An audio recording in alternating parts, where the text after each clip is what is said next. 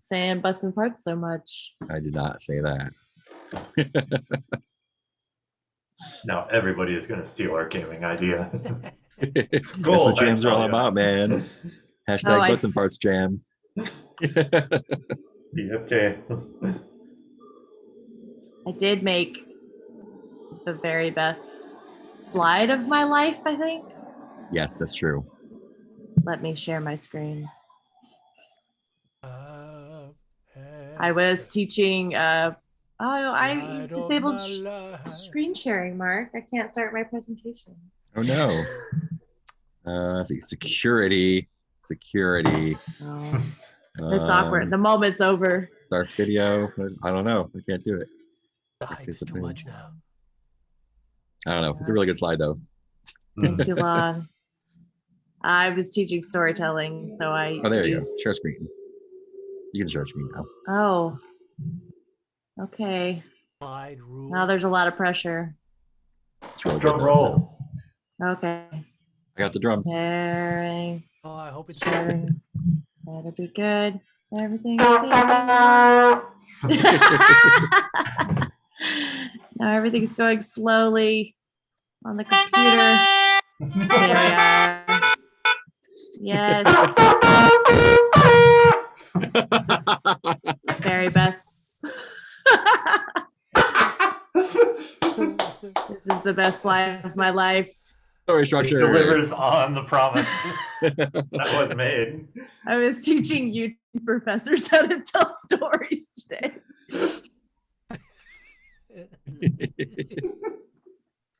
That's awesome. And it did have a butt in it. It did have a butt. Mm-hmm. And a fart. I talked about chasing the butts. Oh no! I mean, the way she's gotta chase the butts. She could be farting the way she's squatting. True. Oh no!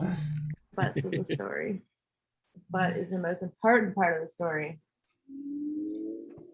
I'm gonna take blue. Oh, player name. Missed it. Oh, all the colors are leaving. Okay.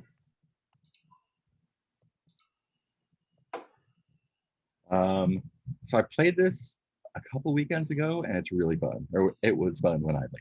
No, so if it sucks this time, it's on us. It's all you. I see what the variable is. So bring your A game, people. All right. Yeah, so it's GMless gaming session ever. Oh. I just love every choice, Mark. It's like I mean, I guess that is a choice you can make. I hope you have a clipboard just for emphasis. Well, you can mark it directly on the character keeper. Like, another little frowny face showed up on my column. 2 more frowny faces, you know what happens. No, I don't know what that pukey face. Oh no, it's like the popping a balloon in elementary school. You're gonna lose 15 minutes of recess. Oh, the worst punishment, having to wait. Is it just me, or for me, Nicole and Peter are frozen? I can hear them. Oh no. Am I frozen? I'm moving around. Me and you are still moving around. Nope, they're still here for me. Oh, well, I don't know what's up then. Then it's just me. Damn, our I've just producer. been sitting really still. I did see one funny TikTok from a ventriloquist who decided to start screwing with people on Zoom meetings by physically freezing and continuing his sentence. Oh yeah, like I was saying, that other point that you're doing. Like, what? No, not frozen.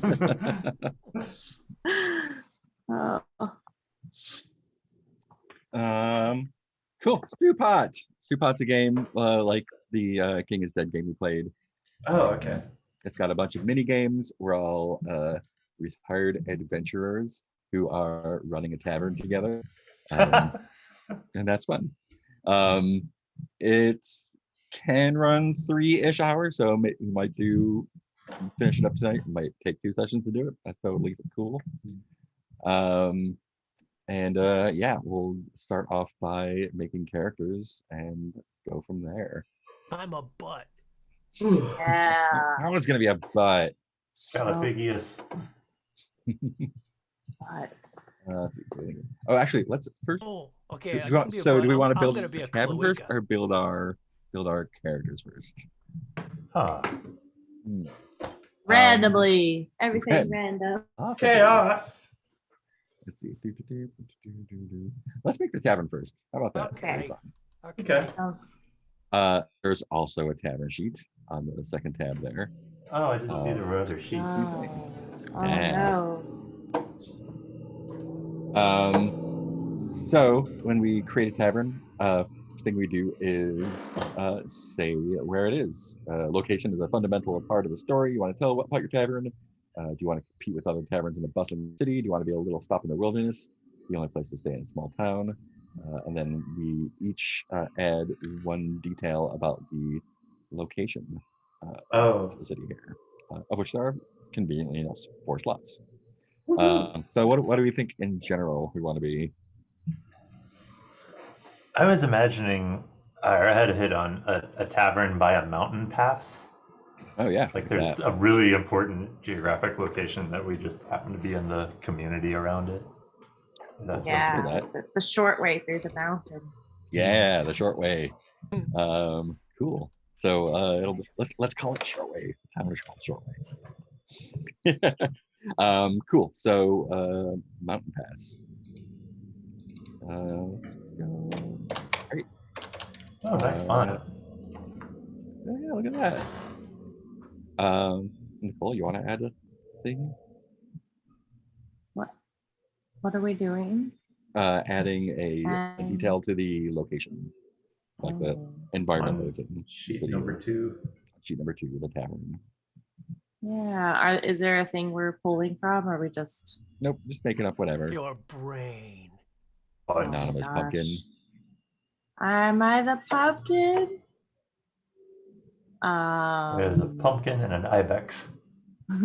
Well, I'm the and pumpkin. some grain, and we have There's a vote, and we're trying to. Someone, Peter is a turtle. Yay! Yeah, I'm guessing Peter's the turtle. There's a Mark Major and there's an ibex. Why am I? Anyway, coming now in that as- we've discovered what each of our anonymous animals are. Well, why am I anonymous? Yeah, because I'm logged Yeah. in. I'm logged in too, and I see Mark, but I don't. Because see I anything am you. a pumpkin. Oh, I just see a pumpkin, a turtle, and an ibex. I just. So I'm see- adding another thing about the location. I see Yeah, a turtle, what- a pumpkin, Let and me a see. Mark. So turtle is blue, I guess, or Teal, yeah. I just wrote this is Peter and selected it in case. Party in a spreadsheet. Oh, I have the cool font too. Okay, so you're definitely pumpkin then. I'm the pumpkin. I'm by process of elimination the ibex because I don't see Yeah. the ibex.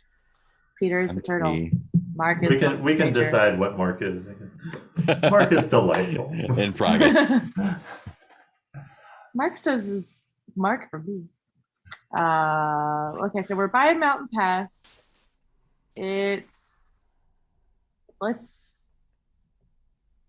I'm picturing like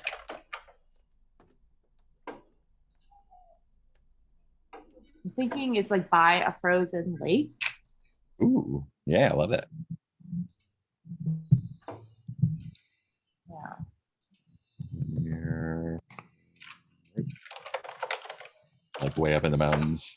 Or close Yeah, enough to- I'm just thinking about the beginning of Lord of the Rings, I think. Oh, That but frozen. Perfect. Tentacles So still coming songs. out. Yes, so definitely more he- songs. I think that it is made of like perfectly immaculate stonework in that like there's no mortar. The stones are cut so perfectly they're fit together. They're not square either, like kind of cool geometric shapes and Jigsaw. stuff that It's like fit our house. perfectly together. Nice. Yeah, Airtight. just like our house. Yeah. I think I want to, let's see. There. I think it's not only near the mountain pass, but also there are, in the city, there are tunnels into the mountain. Whether they go through or not, we'll find Yes, out. tunnels. Secret Secret tunnel.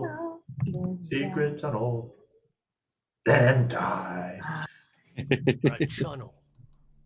Cool. So, and I just put Shortway for the name of the city. That sounds fun to me. Anyone have anything better? Oh, but that's different from the name of the tavern then? Yeah. Okay. Oh. I think so. Short way. Shortway.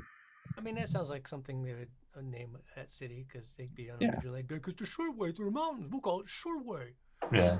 We're like, thanks, city Wow. bureaucrats. Zoning laws Cool. are killing us.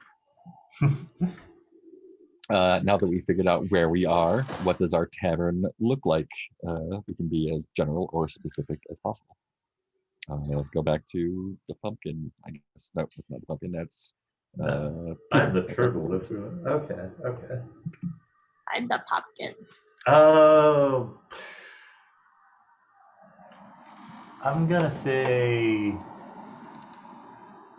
small and cozy. It's designed to keep heat in, he says, in his house in the frozen north. And so I imagine it having lots of enclosure, lots of small rooms. Is it like one of these sort of dugout parts of the mountain, maybe? Yeah, that sounds right. Yeah. Nice. And they've left a lot of stone in place so that awesome. so that there are lots of what is it? 2 little benches in an enclosed thing, and you have a little fire there. Oh yeah, the little nooks there. Yeah. I forget what the word is for like that in a diner. Yeah. Booth. Yeah. Big words. Nicole. Yeah, and because it's small and cozy, there's not a lot of cabinet space. So everything is just kind of stored all over the walls, like a nice, very little whimsically, but it's kind of hard to find things if you haven't known your way around here in a while. If you're like looking for one of the pots, it's like yeah, above the fireplace. Nice. It just looks like an overwhelming mass of chaos. Yeah, it looks like a very kitschy restaurant. It's like a TGI Fridays, only everything's on purpose. It is, yes, exactly. It's there's like trombones and stuff on the wall, but that's just where we store them.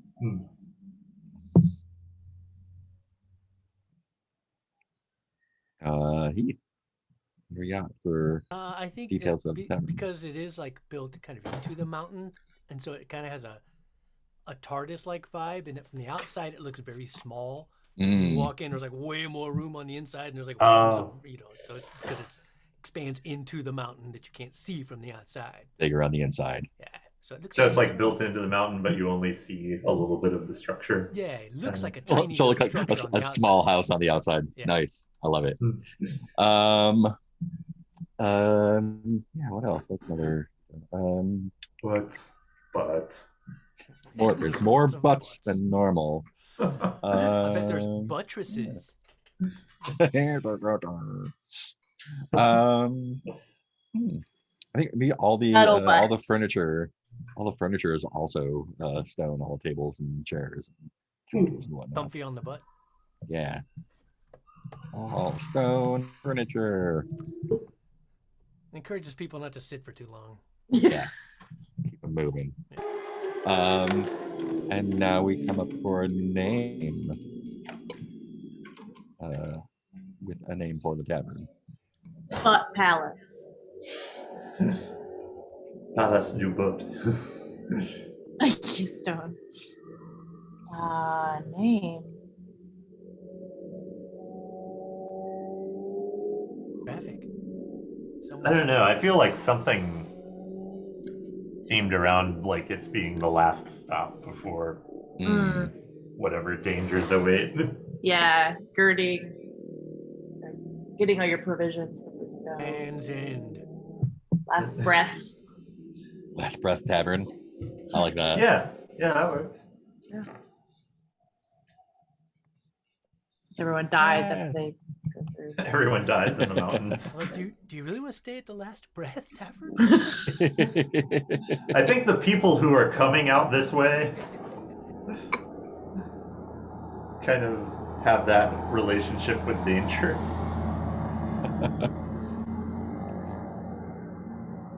Cool. Oh And wait, so it's Nightgate Inn. I'm sorry, it says so on Nicole's background. Oh, whoops. No, I didn't mean to. This is from the catalog. So the tavern also has 3 ratings: cuisine, atmosphere, and service. That I'll start at 1 and go up to 4. Oh no! Those Yeah, can we be gotta get raised those up. through various games that we play. Cool. Let's go ahead and make our characters for the last breath. Cool. Name whatever you like. Look however you like. Show. Great. You can choose a piece of weapon and armor that you had as an adventurer, and there's handy drop-down lists of nouns and adjectives there. Decide what your eyes look like. And so the way the characters work, we are retired adventurers. So we will each pick an adventurer job, which will give us a set of adventure Sorry, I experiences just see to choose Peters from. go curse. Just watching Peter build his character. What are all your cursed items? So after you choose the adventurer, those 3 drop downs after it will give a different set of choices for each adventurer. Those are the skills that you had as an adventurer. So you'll pick 3 of those, and throughout the course of play, they will be turned into town experiences. I'm sorry, can you repeat that? I was getting distracted by picking out my cursed armor. Curse. So we each have jobs that we had as adventurers, so we'll choose from this drop down here. And the keeper. Each one comes with a set of experiences at the bottom. So the three drop downs below that. So you'll choose 3 experiences that you have from being an adventurer, and over the course of play, those will turn into town experiences. So you'll lose turn undead and get baker. And once everyone has gotten rid of all of their adventure experiences, the game is over. Ah, fuck yeah, living gauntlets. Got it. Now, is there some sort of legal document somewhere explaining who owns the tavern and what sort of things might kick in if someone gets married? Or dies. Not yet. Not yet. Okay. Just making sure that's still on the table. Just trying to get married here. I'm playing a different game. Let's see. Oh, and there are breaks built into the game rules. So that's fun.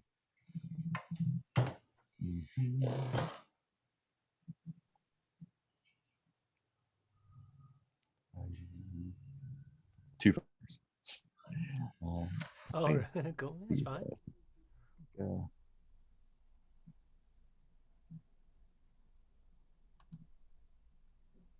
I'll be a wizard this time. I never play wizards. And we're doing the town job as well.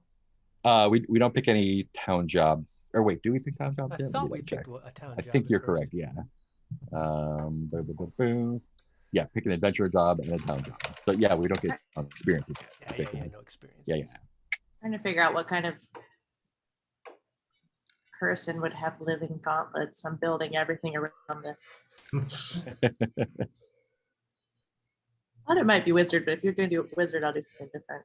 This is. Oh, you can try to do wizard. No, I don't need to. We have 2 fighters. There's no reason we can't do wizards. All fighters. This doesn't have everything that's in the instructions, though, right? It should. Oh, does it? Yeah. I thought I remember seeing scholar, which I don't see in the list. And I thought I remember seeing a lot more. I think scholar is. Oh wait, I could be a druid. Maybe that's fine. Poet. Let me see.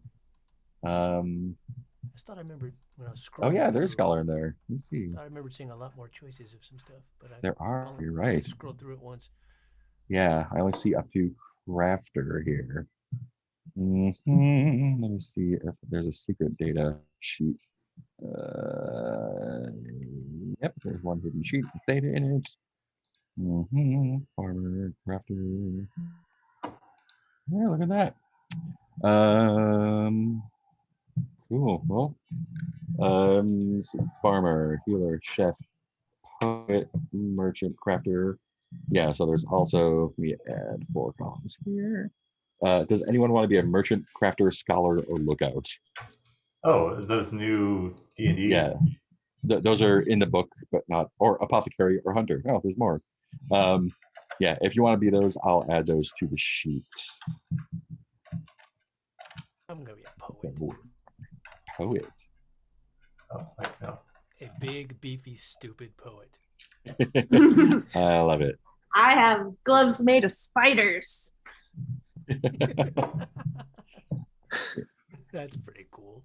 I'm a druid. I just have living stuff.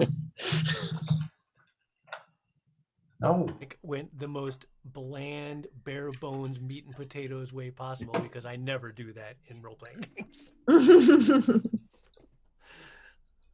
I'm never just like big, strong fighter guy. I'm like, nah, boring. there we go. Oh, look at your fancy pants. With your Those pants other that are ones. fancy. Crafter.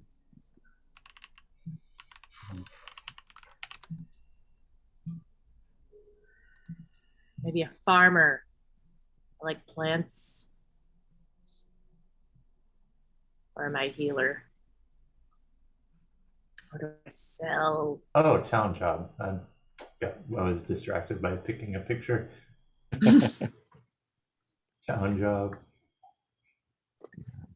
Oh, we already have a poet. We could have 2 poets.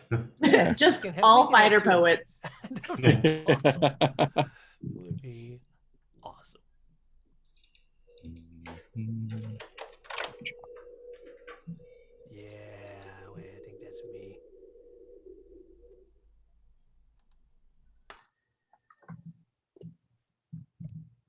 Oh, no. Snail mail. I'm gonna have a robe.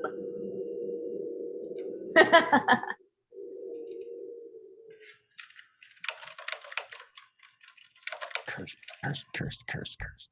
Cursed, cursed, cursed.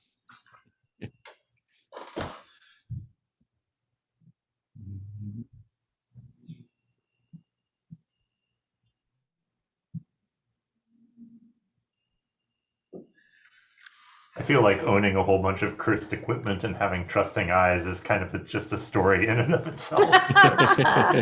We know what this guy's deal is. Oh yeah, I'll hold on to the sword for you. I own your soul now. Hello, sword. Oh, That's well, great. come in here with all the other items. Maybe they'll Farmer. cancel each other out. Hello, this is the party manifolding. There's a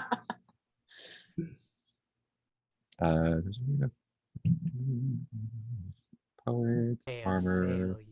crafter. Yeah, I'll be maybe I'll be a chef. That'll be fun. Ding, ding, ding. What the, how did I get a Jawa in my... Oh, What? because I put it in the wrong cell. Oops. Why do you have a beefy man in my thing? I accidentally uploaded a beefy man to your thing. Beefy Sorry. man in mine. I mean, can I delete? Get out of There here, we go. beefy man. I got rid of my beefy man. Wizard.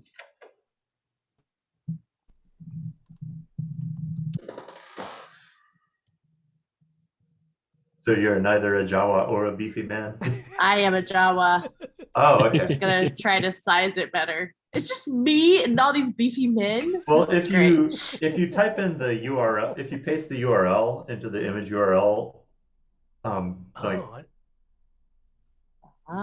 Yeah, it'll you do pop the image in there and size it properly. Oh, see, mine was What's up, beefy man? Mine was a Pinterested thing. To, Oh no, stupid. it's 3 There we beefy go. men and a Jawa. Oh no. Yes. I'm a pretty lady.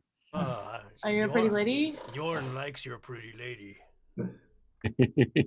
I need a name. I could be a pretty lady, just no one knows. They don't get near enough to me with my living gauntlets.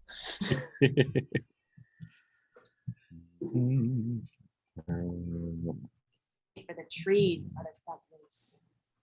Human? Yeah, I'm human. Why not? Write me some character names. Filthy human. Oh yeah. I'm gonna know. I figured Jorven would exist in whatever linguistic universe has Yorn in it. Yes. Jorven. There we go. I like that one. Lord. I like a Celtic-y name. If I was druid. All right, old Celtic name generator. Here we go. Random. Scarlet Harvey. Scarlet Harvey.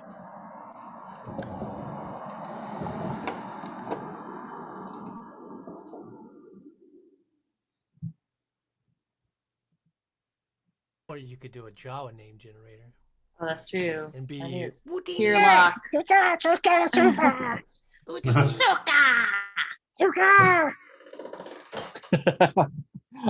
hear the Jawas behind you.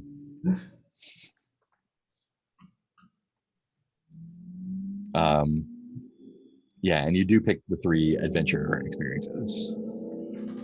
Oh, okay. Because that's what we use to get our town experiences. Yeah. Oh, what did I do on an adventure? Read them. Read them.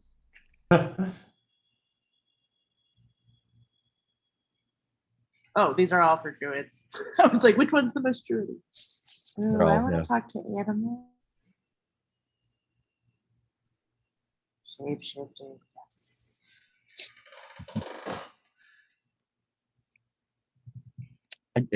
I didn't pay attention to D&D for like a decade, and like when I stopped paying attention, druids were just like clerics who live in the woods, and I come back and they're like, I turn into animals. That's my that is my thing. That's my defining characteristic is I turn into animals. Like, That's my magic power I've man. always wanted. it's an Animorphs class now. Combat furry.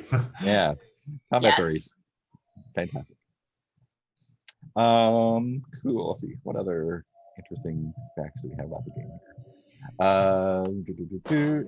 So we'll take turns choosing games to play. Most of them require other players. After game ends, we check to see if anyone wants a break. If not, then the next player chooses a game. The first step and in the rhythm of things are the first and last games. You can't choose those ones. So to use your adventure experiences, you can use one of them to achieve a goal in a scene that we do. And then at the end of that game, you'll mark off the experience and choose a town experience to replace it, and kind of like do a little short scene says how that happened.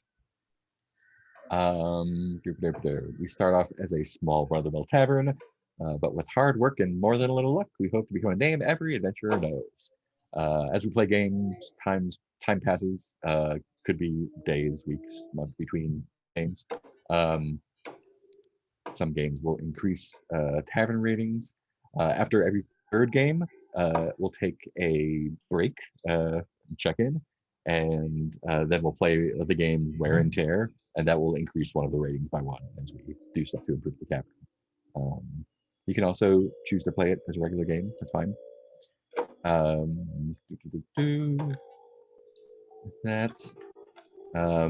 Memories are things you can just write down, cool things that happened in the game at the bottom of the sheet there. Anything that strongly represents your character. Normal safety tools are in place. Jotted down memories about other people. Yeah, stuff you remember there. I remember that. Yeah, and then once everyone has switched all of their adventure experiences to town experiences, then we play the last game, and that's it.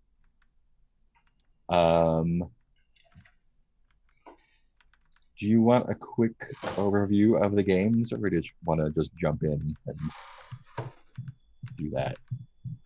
Overview is helpful, but I don't think I will learn it. Yeah, there's a dozen or so games.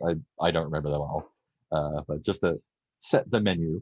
The first step is the first game we play. It's just sort of like setting things up. There's a game called NPC Side Quest, where although your adventuring games are over, you help someone out in town. There's the wear and tear game that is the tavern rating by one. That's like fixing things, cleaning up, paying stuff off. There's a game called Market Day that you have to go get stuff for the tavern. There's a game called Homegrown that where you start a garden or start growing things that increases your cuisine rating by one. There's a game called Sliced where you go find monster parts to cook with. There's Romancing a Stranger, which is exactly what it sounds like. There's Off the Clock, which describes what you do off duty. There's a Friendly Tavern Brawl, which again is exactly what it sounds like. There's Festival Day, where we're preparing for a big festival, and if we succeed, we increase the tavern rating there. There's one called Glass of the Gods, where someone comes in who has troubles, and we make them a drink to make it better. Not always works. A distinguished guest, someone important is in town, and we need to take care of them, and that will also increase the tavern rating if we succeed. And then the last game we play when everyone has changed stuff is called In the Rhythm of Things. That's once everyone is settled in. If you have the PDF, the list of games is on 3, 5, 7, like page 9, page 8 or 9. Yeah, I don't have page numbers on mine for some reason. It starts on 8, well, at least according to the reader, which I know. Yeah. Same here. Not on the page itself. Cool. Any questions before we jump in? No, this is fun. Yeah. Cool. So let's start with the first game, the first step. Before you decided to put down roots here, before you found this group of friends, what were you doing? What was the first thing you learned about how to live in town? Everyone plays. At the end, everyone will gain 1 town experience, and we'll just take turns describing a short scene that leads to that experience. You can include other players if you want.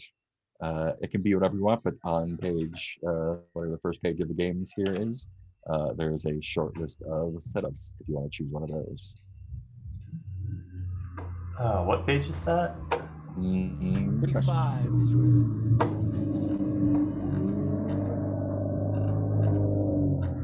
Page 5? 25. 25. There we go. Thank you.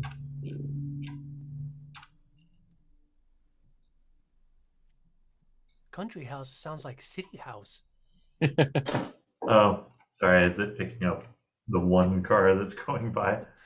Oh, I assume. I think it I is. thought Mark was playing background spooky noise. Nope, that's not me this time.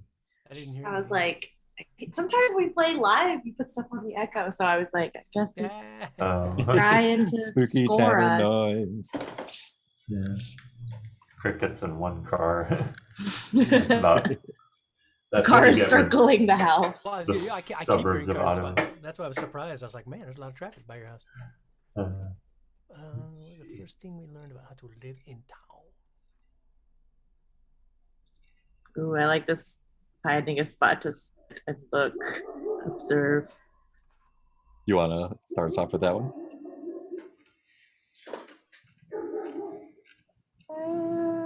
Yeah, I don't have an idea of other things about it, but I just get the feeling that Tierlock is not necessarily a people person,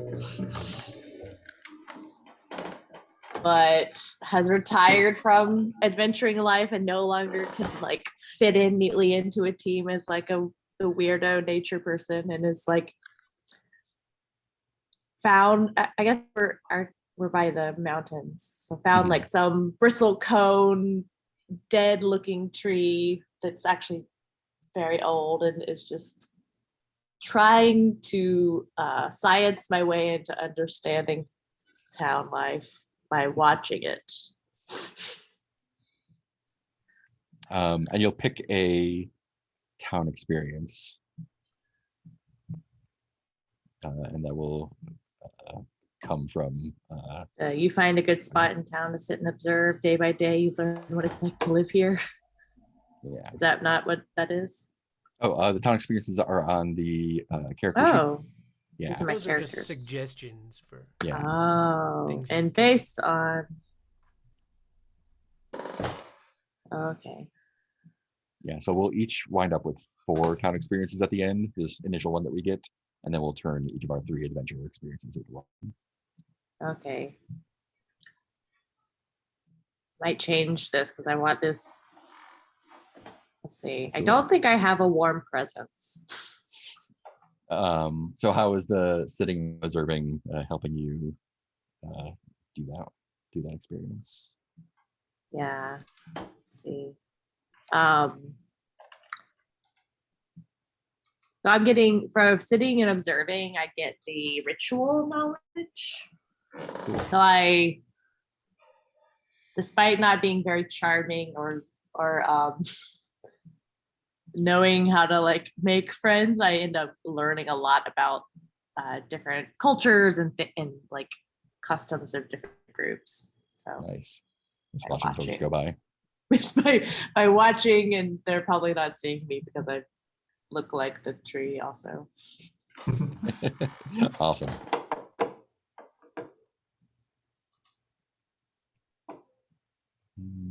I want to see the children pester one of the beefy guys. Oh, I was hoping to grab that one. Yeah, go do for it. Go for it. Yeah, I think we would just cut in on what did I name him? Hjorvin? Hjorvin. Orman. Is kind of trudging through the town, and he always kind of walks like he's dragging something. Just kind of like Christmas Time is here playing in the background.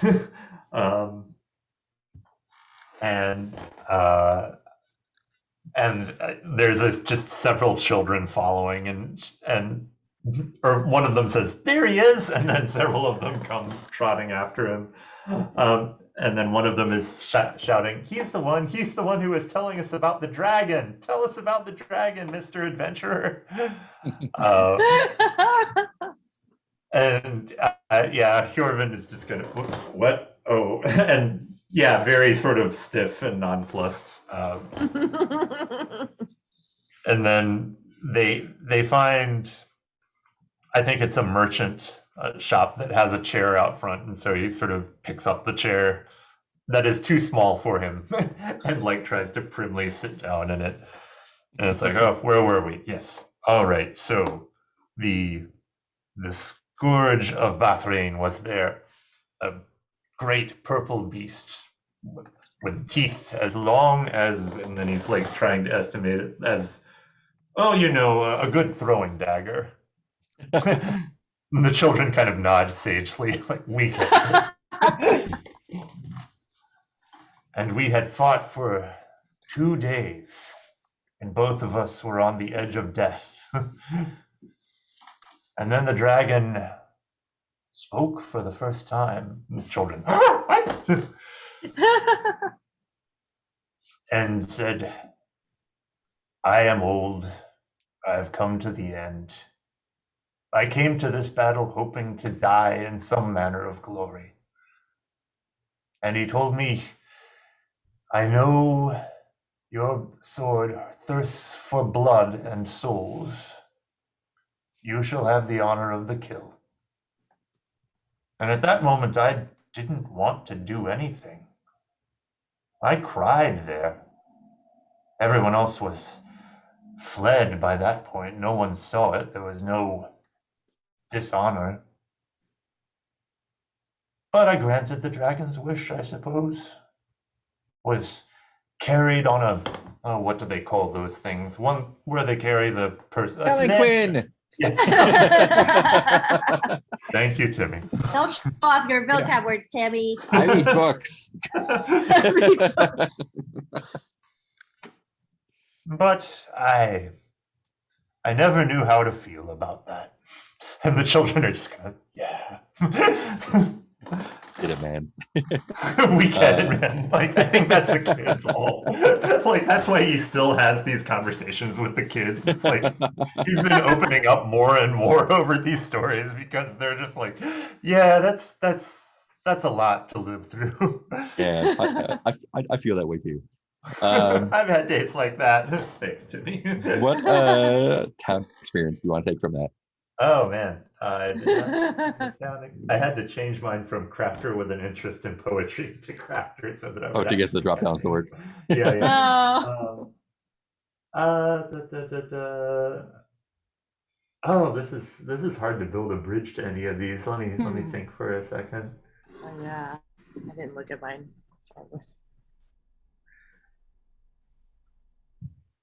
Weirdly, I'm gonna go with repair, fix anything with enough time. Nice. Just because of the sort of psychological feel this is having for him of like, oh, okay, if you talk these things out enough, you start to feel okay. Nice. Kids are unwitting, unpaid therapists for him. Through all of the just endless unacknowledged trauma of his career as an adventurer. I think unless Keith wants to go. Okay. Okay, Keith, are you muted or No? Oh, hello. Oh, there you are. Weird. Did you have one you wanted to do? Yeah, I mean, I know what I'm doing, but go for it. Yeah. I think Jorn is. I'm not going from the list. I'm going from my brain. What? I think before this, Jorn, he was big beefy fighter guy. And that's what he did, and so he was so used to like everything can be solved with brute force. And so making this transition, I feel like the other two, who I'm going to have to keep looking up your names because I can't remember, Hjorven and Tirlach. I think both of them have been instrumental in training him not to solve everything with physical force all the time. If someone's like, I'm sorry, my soup's a bit cold, and he's like, perhaps it'd be warmer if I shoved a ball down your throat. And they're like, we can't. That's not. If we want to run a tavern, we can't handle things like that. So they're constantly having to keep him in check, and so that's why they've kind of taught him his town experience that he's learned from them is say the right thing, tell them what they want or need to hear. Nice. Now we're more in the business of like, we got to be able to use our words, Jorn, not just our muscles. Awesome. I think I'm gonna go with the fishing one. So yes. I told myself long ago that I'd go fishing once I was settled, and a friend takes me to a quiet riverbank just outside town. So I assume that means I have a friend in town. Town friend. It'd be Magnus Relcast. Also another an old wizard who retired and does not do the wizard thing anymore.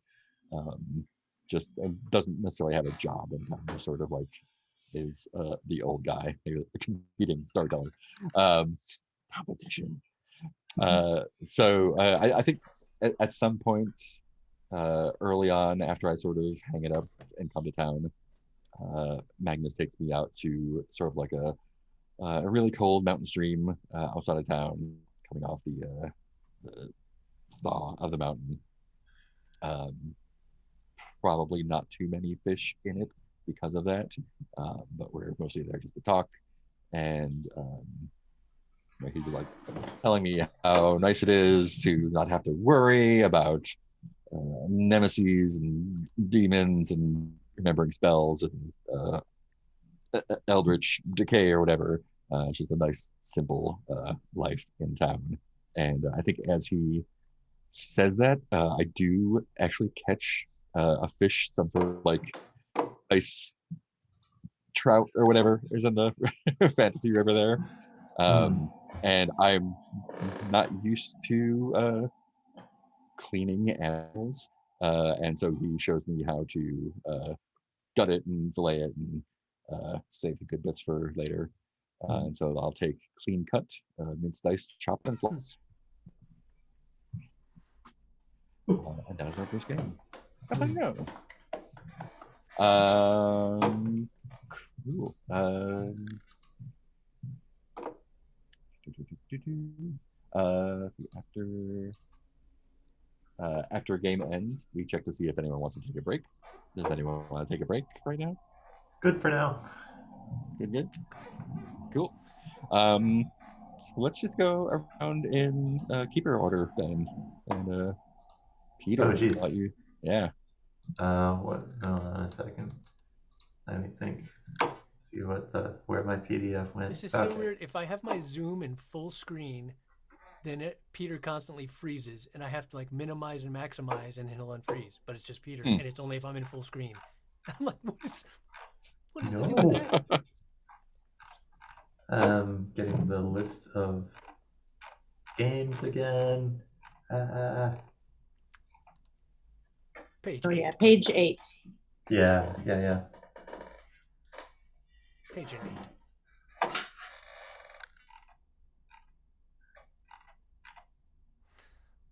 I like the way the broken stone arches frame Peter's head.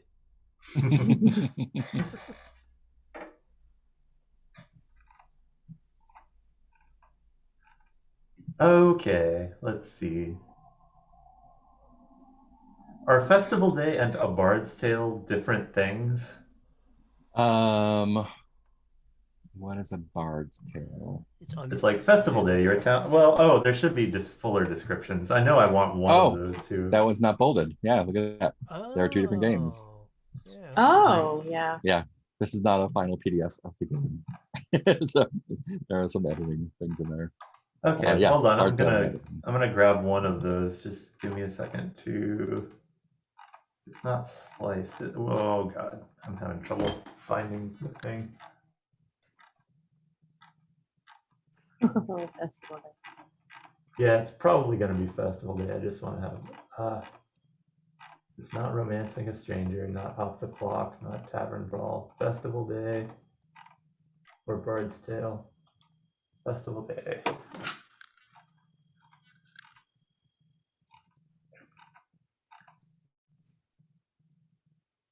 Gain a point.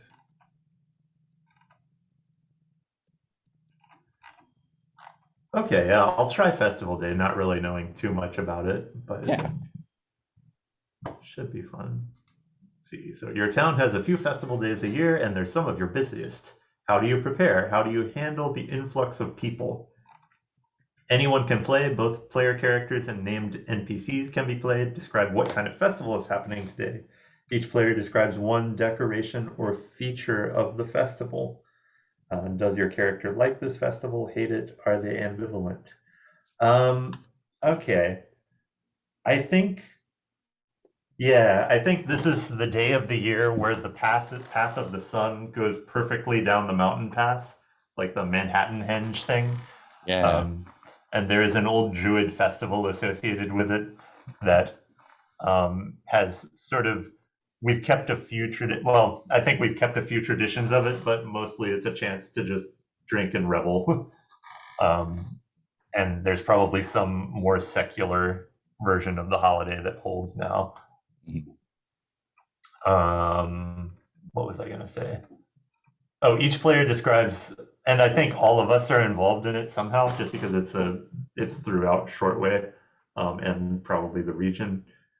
In fact, it's going to gather people towards the region. Nice. Yeah, and I think Magnus could participate in this as well. I feel like an old wizard is going to somehow be involved. Yeah.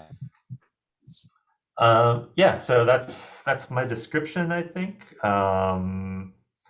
That's like the basic feature of the festival.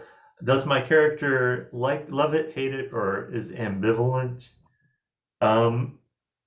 I think Hjorvin is gruff about it, but secretly really loves the community aspect of it.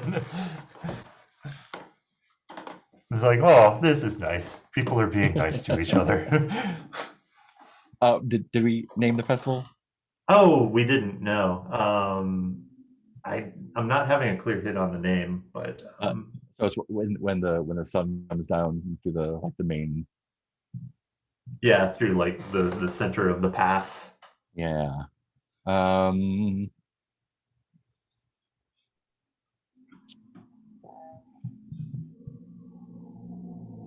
Aperture.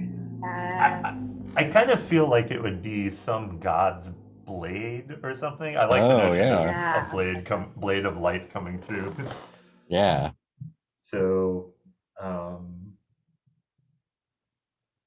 yeah. Well, Halstead's blade. thank you. Halstead's blade. Is there a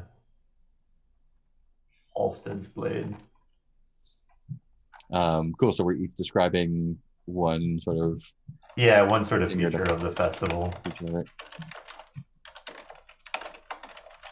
I think for the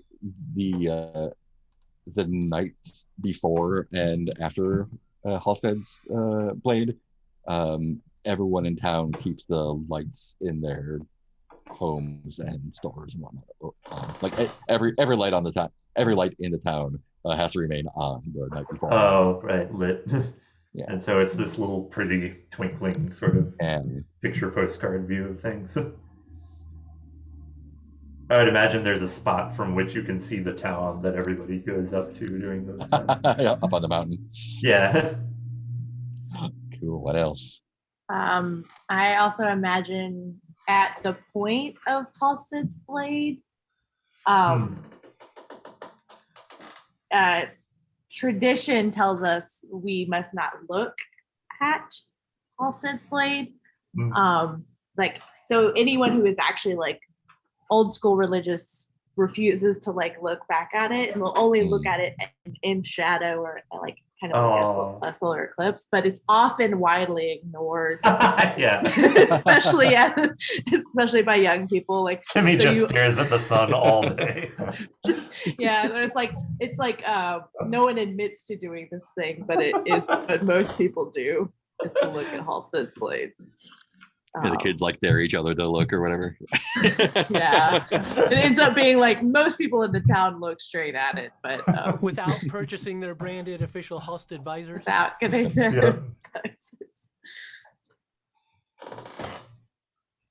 I think we are naturally, as the only tavern there in the past, extremely busy because we have to bake enough Halstead's muffins for everybody. And Halstead's muffins are basically like a muffin that's split down the center with like a golden, nice. very golden, like, butter that's particularly nice, golden. Yeah. Like a honey butter. Yeah, you got to make those, Scarlett.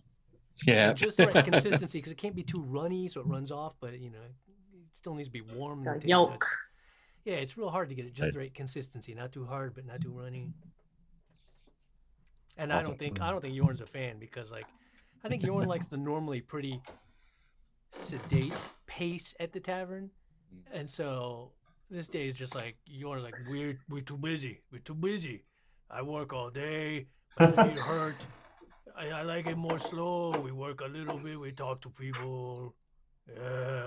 Stupid festival. Yeah, I think Tierlach really loves it and assumes everyone takes it like old school religiously as they do, which is not the case. And it just interprets everyone's, especially the like drunken revelers who are just into it to have a party day, interprets everything as like, it must be very devout. Yeah, I think Scarlett loves it just because like, this is a weird, cool thing. I haven't seen. All right, yeah, let's do this. It's a time of great magic. Yeah, look at those sparklies. Cool. So there's a list of challenges. I think we do all of them, and we flip a coin to see if we get it or not. I didn't get down to there. I was like, we're just describing it. This is a fun game. Everyone can use an experience from their adventure job or their town job once during the festival day to automatically succeed. If you get knocked out, you can play as an NPC. And we just need 5 points at the end of the game to succeed. Then we get a tavern upgrade. All right, let's get this upgrade. Peter, your game. Choose one first. Okay.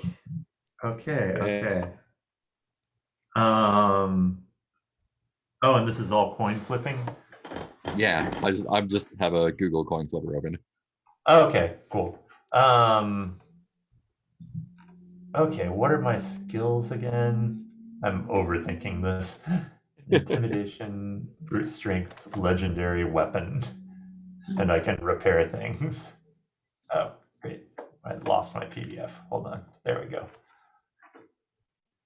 An upset guest is causing a commotion. The regulars egg you on to take part in a contest. Yeah. Yeah. Okay. Right, so there is a... Okay. Oh, yeah, no. So I feel like the Halstead's blade contest is some sort of balancing thing.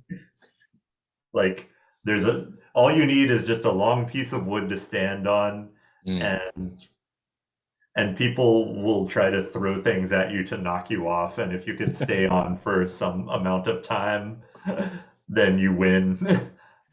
Maybe they like line up all everyone who's participating, like everyone's on the beam, and whoever stays up longest is. Yes. There's like a pile of muffins they've got for this one. Yeah. And yeah, Jorvin is not enthused. It's like, oh no, I'll just. He's the biggest person in the room. Of course he has to play. Of course, that means he has good balance. Yes, of course. And so he gets up on the beam, somehow like shifts the weight on it so that it tilts slightly or it pushes into the ground slightly. Yeah, and so they commence all of the usual things. They try and spook people by sneaking up on them. They throw small harmless things at them. It's not really a brute strength thing. I think it just keeps trying to throw off or try to spook them into kicking their weight off badly. And battle of wills. Almost to the end, and I'm going to use Google Coin Flipper, I guess. Yeah. And it's flipping, and it is heads. Woo! Yeah. The description says Jorvin. You put it away with the best of them. I think it was originally a drinking contest, but they changed the text. Oh yeah. For sensitivity reasons. You ate the beam. The outcome. Yeah, but you. Yeah, and I think he's just like preternaturally calm during this thing. Like somebody spooks him, is like, "Oh, it's okay. Just relax. You can stop shouting at me." Nice. One at a time. I can answer everybody. Just one at a time. You threw a muffin at me. Would you like it back? It's just this kind of seen it all quality that gets him through it. Just dissociation, trauma. Yeah. Trauma is his superpower. Oh no. Poor Jorvin. Jorvin's seen some shit. He's doing his best. What does Terlac do? I am seeing that we're running low on the muffin materials. Supplies are running low, and there's no chance to replace them exactly. We're gonna have to improvise what we have, and so right. I do know that there are lots of insect friends that live in the tavern that are attracted to the warmth. So I instead of the usually the muffin is made with a kind of unrecognizable mass of like different grains and things like that. So I'm convincing all of the insects of the tavern to come in, and because we don't have any grain, to kind of hop into the muffin batter and kind of fluff it out. And hoping to get away with that since we've run out of grain for the muffins, and there's several more orders we need to fill, and it doesn't look like it's going to be. So we're going to have some Weevil muffins. Weevil muffins. I'll flip a coin. You could use Nature Speak to just. Oh yeah. I'm using Nature Speak. To be that. To be like, come on, little friends. And they're also like the ones that don't want to sacrifice themselves are like finding bits of dirt to put in there, and it's not totally cruel.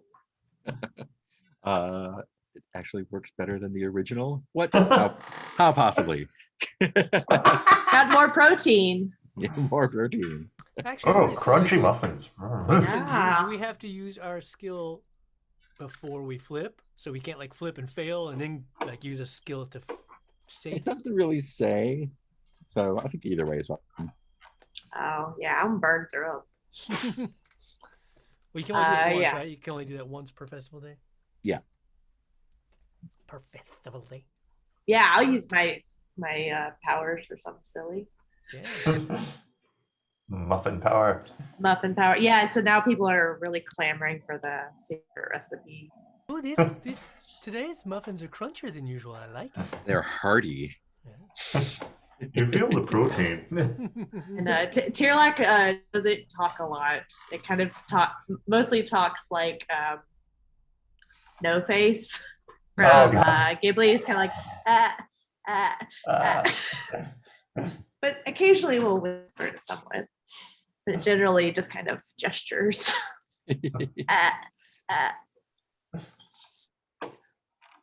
What's Yorn up to? Yorn is dealing with a very upset customer who's causing a commotion. Oh no. Oh no. Because I drew the short lot, so I had to go deal with it. And this person is like, these muffins are a disgrace to Halstead. Look at that. This one is split almost all the way down. It's practically falling in half. The butter's running out the sides. It's ridiculous. Halstead would chop you in half if he could see these muffins. Restaurant reviewer. And my brain has nudged that voice towards Christopher Walken in this scene. This is a He's disgrace. reviewing restaurants. Once carried a Halstead muffin in my ass for 6 weeks. So first I'm gonna flip to see. Let's see. Yeah. Oh, okay. Not. Yeah.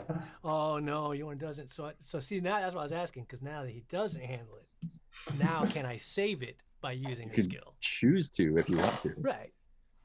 I feel like Yorn. Yes, hold on. I think I know what I'm doing here. Let me double check. I know what I'm talking about. Oh yeah, so I can use one of any of my experiences, right? Mm-hmm. Adventure or tell. Oh. And if you use any of those would work. Convert it. Yeah. I think he's gonna. Since he failed, he's going to succeed by using a skill, but he's going to revert to his old ways. And using intimidation, he's going to like. You love the muffin. Grab the person by the lapels. He lifts him off the ground and goes like, "Halstead would love to see you cleft in twain, and your innard butter running out of your innards and becoming outards." Truly a poet. Quite an offering for Halstead on this day, would it not? Onlookers are actually doing Awesome. Halstead would love the savagery of that muffin, the way it's just hewn and two, and it's got rough edges, and it's like, no, that's exactly the way Halstead would want it. And I think the person's kind of like both scared and also like, okay, babe, yeah, you got a point. I'll have 3. Yeah, keep them coming. You just got Yorn. Yeah, give us a round of 4 more of the really raggedy split ones with the runny butter. Those are the ones we want. Bug muffins. I think I clearly have to go for. Are we tallying these points anywhere, by the way? I'm keeping track of them. We have 3. Oh, okay. We're 3 for 3 so far. Nice. Just playing.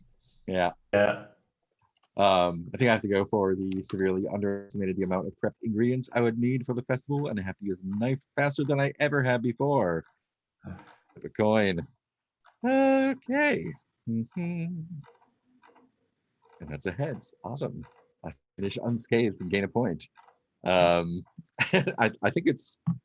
think I decided probably maybe the knives are just like, oh, this is not good. I whip out the old short sword. Yep. Okay, we're cutting ingredients here. We're smashing things. We're pressing garlic or whatever with the blade here. That's why the Yeah. muffins look like they do. Yeah, that's why we're short on ingredients because I probably Yeah. used a few extra. It's fine. I That's why we're saved short us on ingredients and why the muffins are ragged. It's the cause of everything we've talked about so far. because of our chef.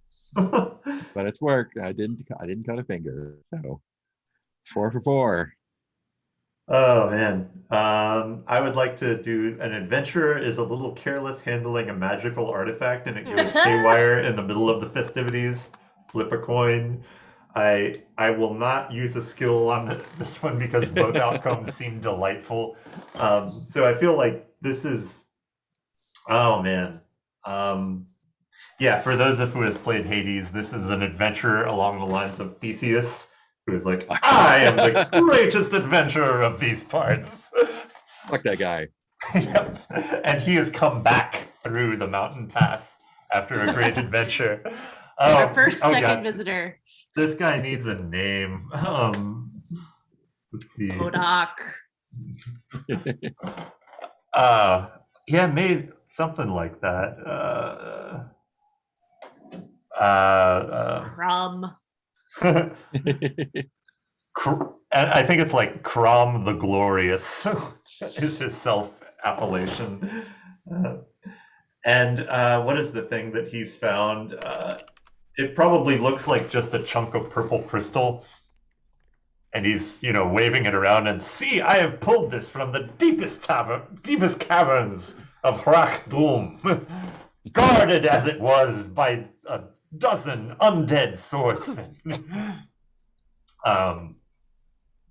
And go ahead. Oh no, that's what. No, that's what I was just making Yeah. making Turlax noise.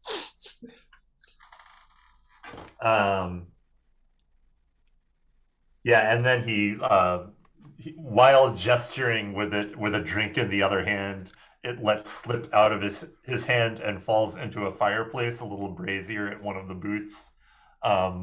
At which point it starts popping, and then a shadowy skeletal figure emerges from it and begins creeping forward.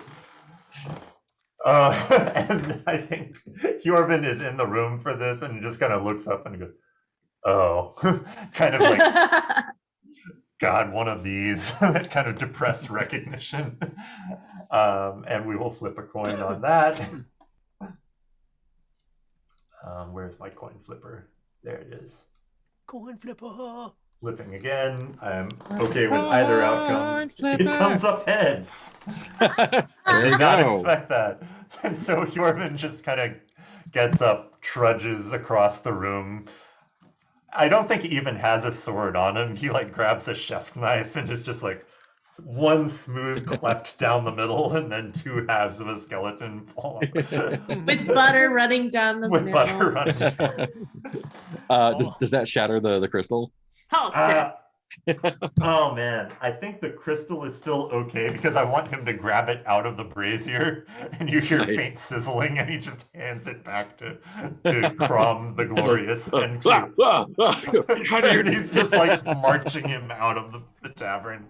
Halstead would be no fights in the tavern. No fights in the tavern. Oh man. Dorvin keeps track of our rules for us. Yeah, I think he points at something posted actually instead of saying it himself. But the rules are kind of like the things that are hung on the walls, or just kind of put on the wall at the place of the first infraction. No fights. No poking holes in the wall. There's a hole right under it. If no fireball spells. If something comes from inside the mountain, do not taunt it. By the way, I know some of the games require drawing playing cards as well, so I'm pasting in the chat a playing card thank you. drawer thing. Ooh, nice. Oh, thank you. Whose turn is it? Tirlak? Yeah. How many are we needing? We need 5 points. We've got 5 points. So we just Okay. need to play the other games, and we can do whatever we like. Oh, we just have to get all of them. We just need 5 Yeah. points. Do we lose Oh. points if we lose? No. This game is ours to win. Yeah, we cannot lose. Okay, what else we got here? Butts and farts. A mishap occurs sorting guest luggage, and I need to track down several lost bags. Nice. So a very one of the important matriarchs of the town is coming through, and several of her bags are not showing up. So I'm scurrying around and searching under everyone's tables and things, and trying to find this lost bag in all of the several hiding spots that I know of. Let me flip a coin and see what happens. All right, I'm flipping, and I flipped a tails. So I do find like scraps of the fabric, but it is at the mouth of one of the holes that I know belongs to an especially grumpy salamander that I've been trying to come to an understanding with, to maybe help us with our fire sometimes, but it mostly just wants to fuck shit up. And I see some charred bits of the cloth that matches the rest of her suitcase, and know that it is indeed gone forever. Oh no. I have to kind of admit to her that it's not. I don't. Well, let's get you some new things. But mostly in grunts and mumbles, looking down at my own feet. Let's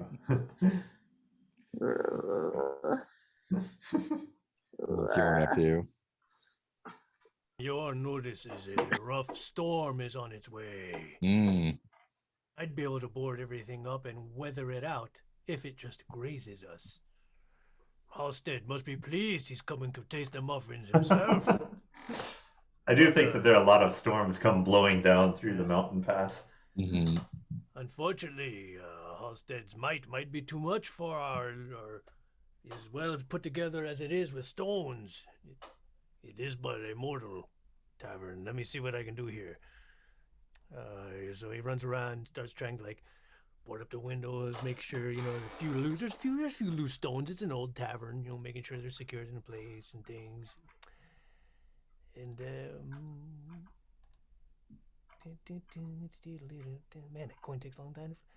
And he's got a hedge. Oh yeah.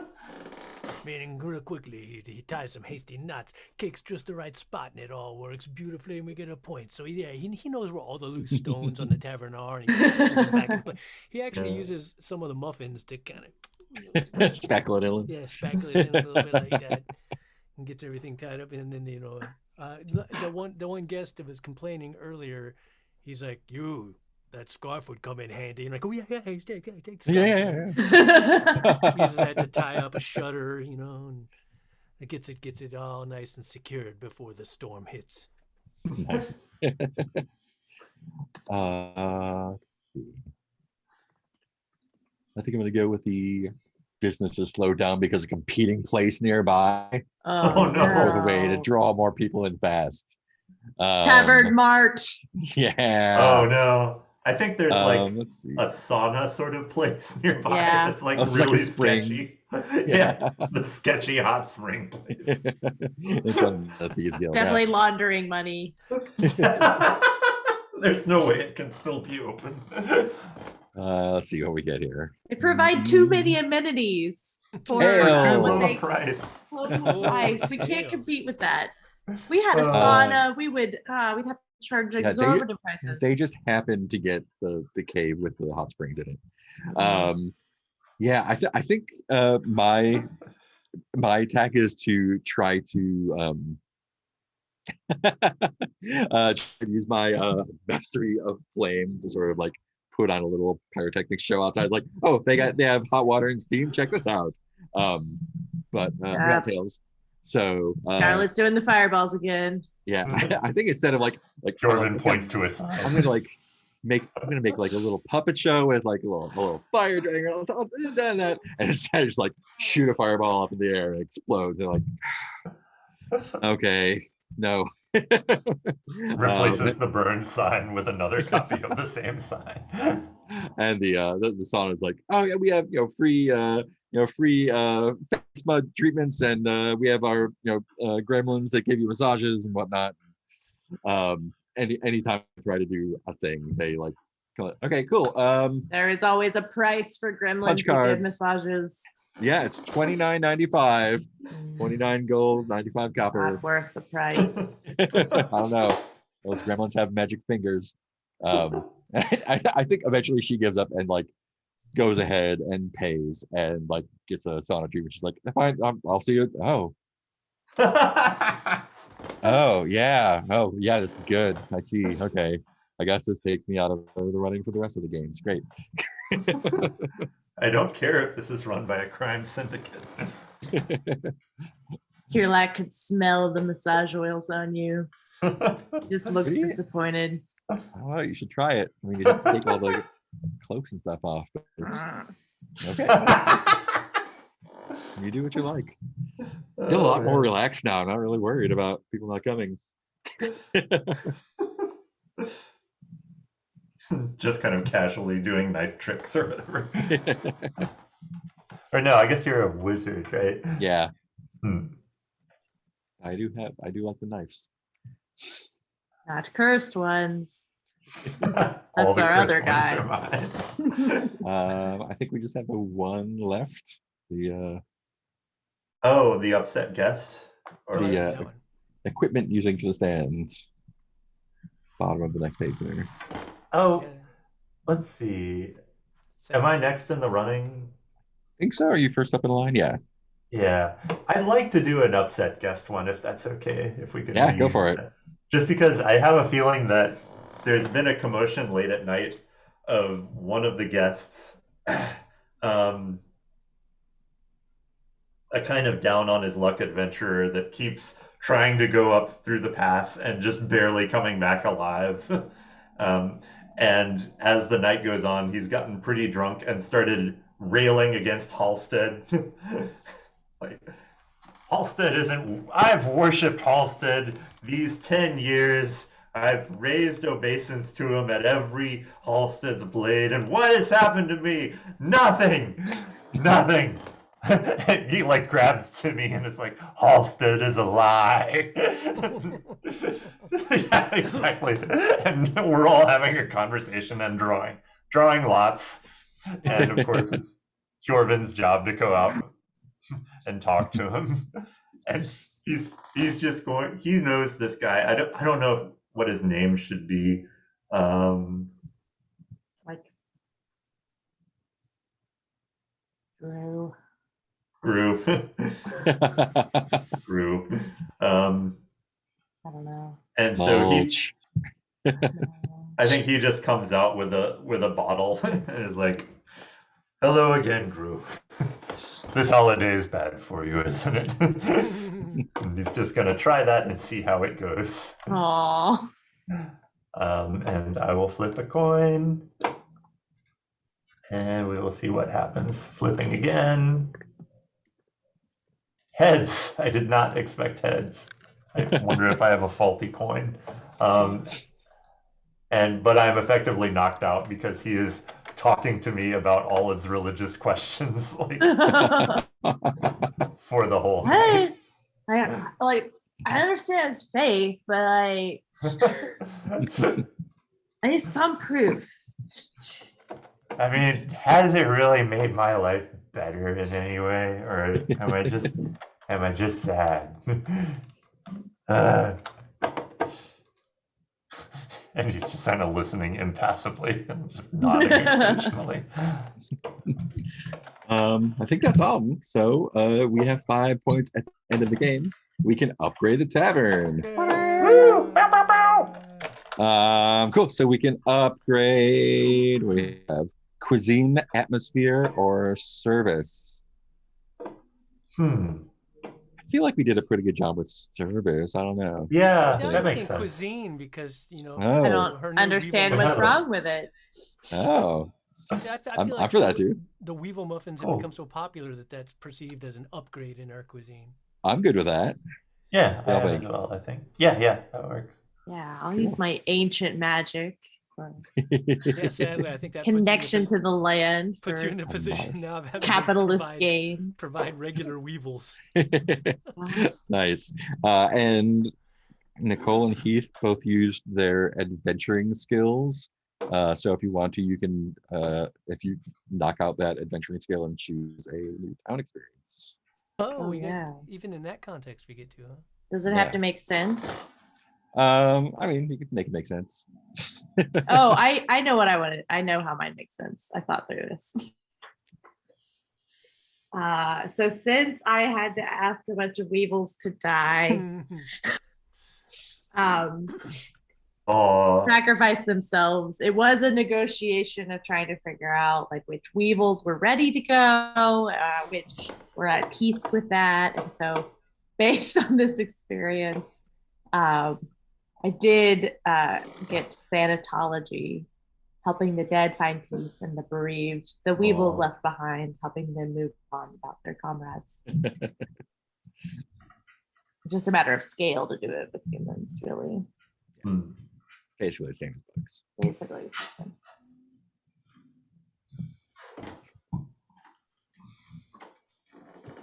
What's your got?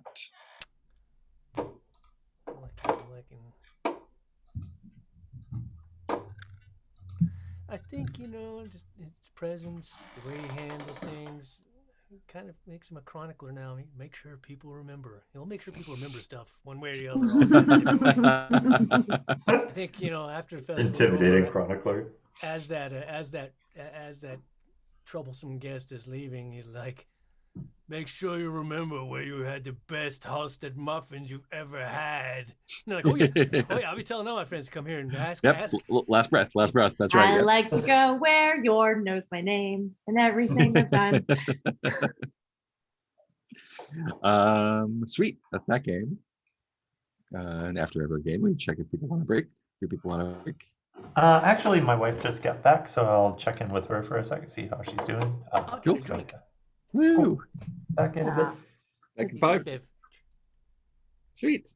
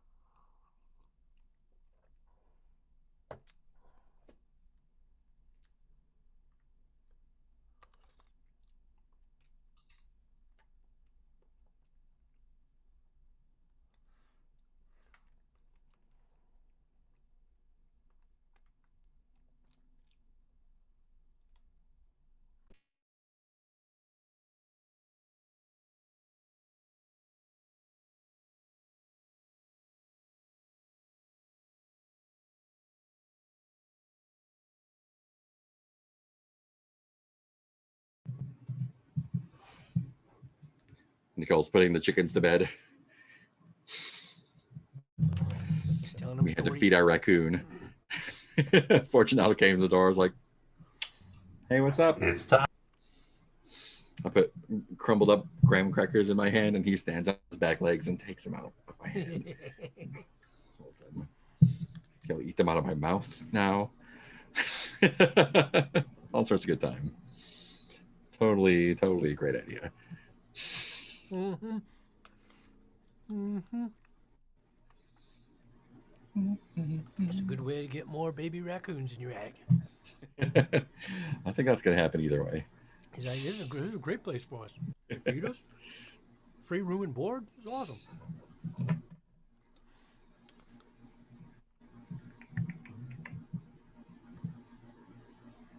Cannot decide if I like my new curved monitor or not. Yeah, how's that? I don't know. I can't decide. It feels like it would be something that's cool, but I don't know. I don't know if I like it. I don't know either. And it's so hard for me to tell because, like, I don't know if it's just because I've literally had it for like one day. Mm. So I'm like, will I get used to it? Or It's like getting new glasses. Yeah. So I have not. My feelings are not in. But I'm also like, well, if I don't like it, then I should return it while I can return it. Yeah.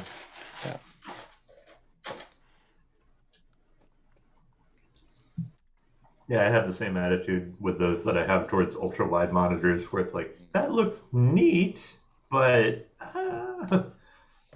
yeah, I don't know. I don't know how I feel. I bought my fancy dual gaming monitors before moving out because I knew that all the electronics would be more expensive in Canada and that Lindsay's employer would pay customs on everything we brought in. Nice. I am returning my $200 4K Dell webcam though. Oh yeah. Wasn't happy with that. Well, one, like mine might have been defect. Mine had like a little tiny discolored dot, almost like like a. It's not a pixel because it's a camera, I guess. But right, one of the pixels on a CCD or something. Yeah. And then the other thing was it just like, I don't know, it just did not look as good as I thought it should look, and I'm like, this webcam I didn't look any better than this webcam to me. Yeah. So Yeah. Never mind. Chickens are in bed now. Woohoo! You're killing us. I was walking back and I passed Fortunato. Oh no. It's like, don't you go near those babies. I was like, what? I'll feed you to the chickens. You're not trapped in there with them. Or wait, they're not trapped in there with you. You're trapped in there with them. Yeah, and they'll fuck up some parsley. I don't know what they do to you. I made a list of the games at the bottom of the character sheet for quick thank you. reference, if you want to do that. Nice. And I think it is Terralac's turn. So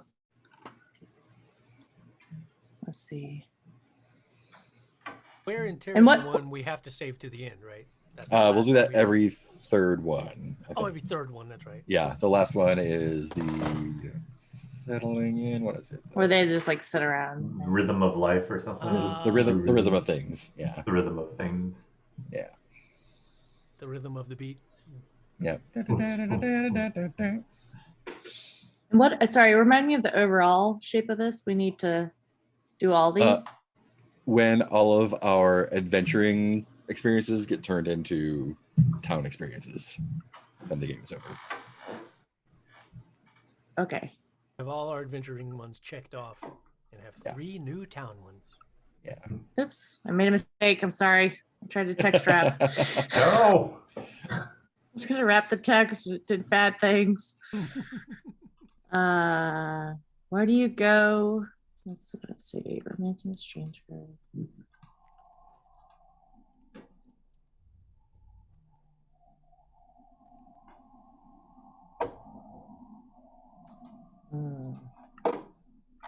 I am interested in Market Day. I think we did a festival day recently. Let's see. What else do we have?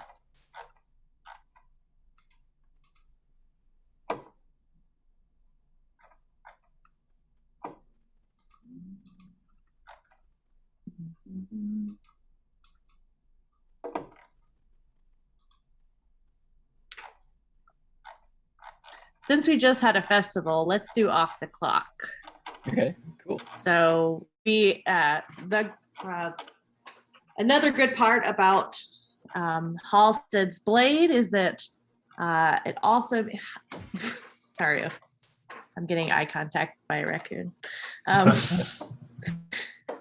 We're done, buddy. Restaurants Never closed. done. Restaurants Never closed. done. Never done. Is that we get a few days off because everyone is either too hungover or starting. They always see it as a portent of a good adventure start. So we often don't have any customers. So we usually have the day or three afterward to do things. So we're off the clock. Yeah, and just read the little intro and setup there. It's been a while since you've all had proper day off. Things are slower now. Get away with closing up for the day. Where do you go after the tables are wiped down? So we're in this mountain pass near, we've established we've got this like rival bar, but The sauna. sauna, there's fishing.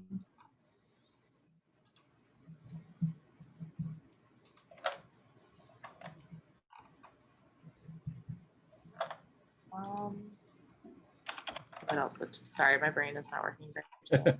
Yeah, and just go through the setup on the. Oh, sorry. Anyone can play. Each player describes the first thing their character is doing to wind down, let loose, or otherwise forget about work for a while. Yes. Okay. Thank you. Yeah. So Tirlac, anyone is welcome to join, but Tirlac always tries to return to some kind of nature. So there is like a very tiny park in this mountain town, and there's also the mountains and the woods. There's a small patch of forest and green that Tirlac usually goes on their day off to just kind of forest bathe, rejuvenate.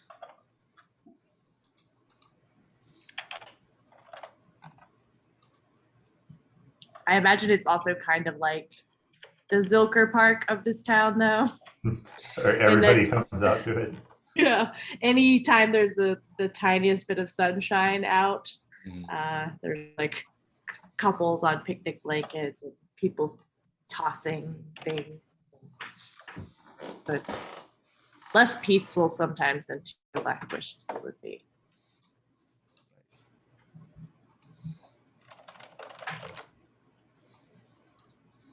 Yeah. Does anyone else want to have a day off? Go ahead.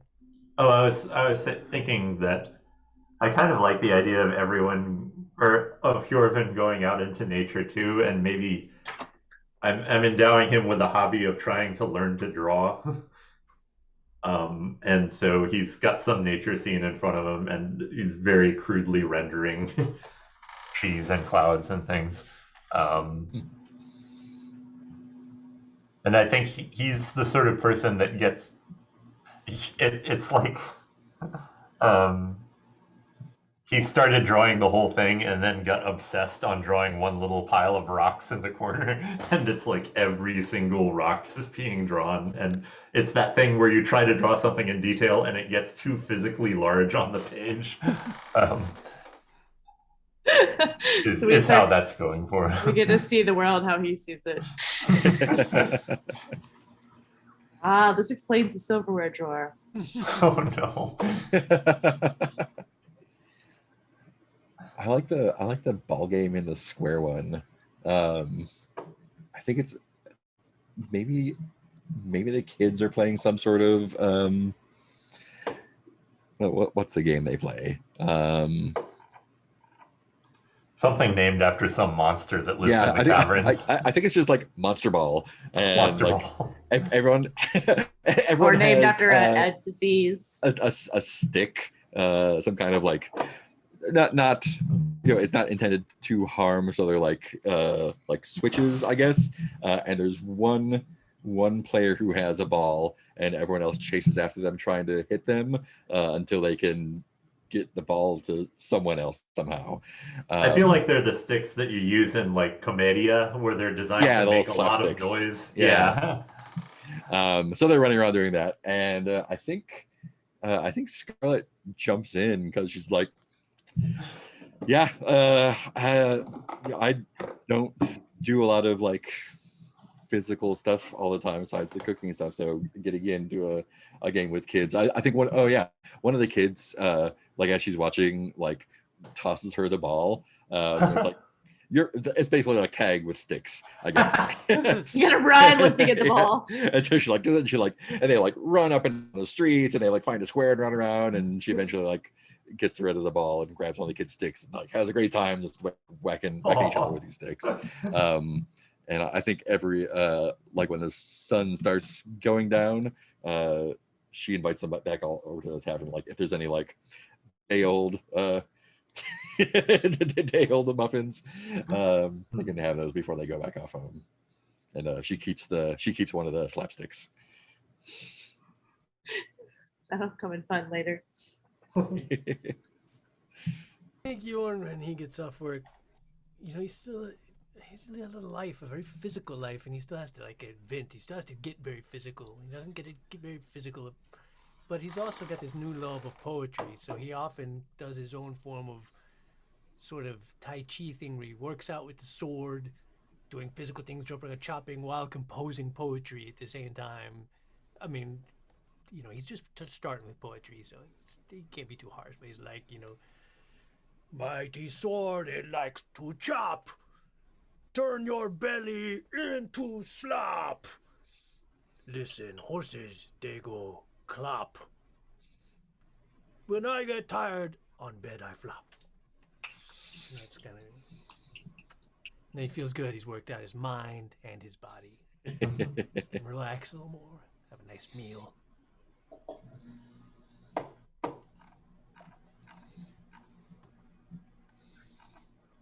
Oh wow, there's a whole list of things here. Oh, yeah. I didn't see any of the list. Sorry. Oh, I didn't. Well, the lists are always just suggestions, right? Oh, yeah, sure, yeah. For the most part, yeah. And I wonder if Halstead's. This is also like the warmest time of the year for us, and so we're always kind of trying to seek out secret spots to swim because usually the spots are overcrowded. So I think since I have some nature bending powers, there is a spot that used to be our recent secret spot, but it has since been taken over by crowds from Sauna Mart, whatever the bar is called. Sauna Mart. And as we're kind of hanging out, I'm trying to divert some of the water over to where we are so that we can kind of like have our feet in the water, even though right now we just have our feet on some rocks, watching Jorn do poetry, kind of watching as Hjorven's painting comes up and Scarlet's running back and forth in the background. And so I'm just trying to like very surreptitiously gather some of the water over so that they don't notice, but so that we have enough to have a little bit of a splish splash. And I see Hjorven kind of looking at the painting, looking out at the scene, looking back at the painting, in the water. I guess I just wasn't seeing it right. This is interesting and how hard it is. This must be what Jorn was talking about with close looking. Just like slowly puddling around my feet, trying to get like it's about ankle deep now, but it's getting deeper. Oh no.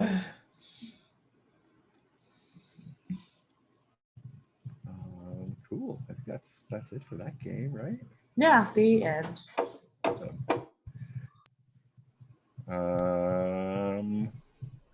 Jorn, I guess, right? Oh yeah, I guess I got. So I was distracted. I just for the hell of it went to gallery mode, and I was like, "Wow, everybody's face is so big when they talk now, and clear." I was like, Nicole spoke. I was like, "Wow, your camera's really good, Nicole. Wow, your camera's really good, Mark. That looks really clear." I never used gallery mode, so Yeah. it was an all new experience for me for a few seconds there. I try to default to that. Yeah. Yeah, I do too. I like seeing everybody in our four little squares. Yeah. Well, let me look at my. Oh well, I think I have to do sliced. Just sounds like Yeah, sounds like a very Alright. Owen thing to do. that was a tempting one. You can handle typical tavern Monster food price. fine. You've got a very nice stew, great bread from a baker down the street, and plenty of ale. But sometimes supply routes get disrupted, or maybe you just want to stand out from the rest of the taverns. Whatever the reason, you're playing this game because you want or need to do one thing: cook with monster parts. Da-da-da. Setup. Cook. To determine what ingredients are at the core of your dish, draw 3 cards from a standard deck. For each card drawn, roll 2 6-sided dice. To determine how large the ingredient's source is and where it's from, then interpret the card based on suit and it is getting complicated. Wow. Interpret. Each other player will then describe the ingredient in more detail and tell you a highlight of this ingredient or a difficulty you may have while cooking it. Your character is a competent cook. Just remember to mention how you get around an ingredient difficulty, or you may be criticized for it at the end of the game. Okay.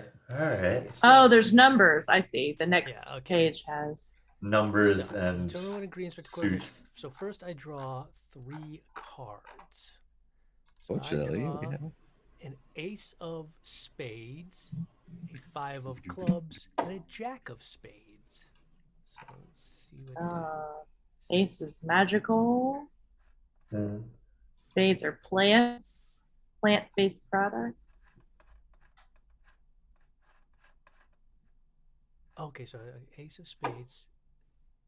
So a magical is a plant-based. plant-based. Dang it, I already forgot what I said. And then 2 die to figure out where the size and where it comes from. Yeah, why don't we do the 2 dice on that one?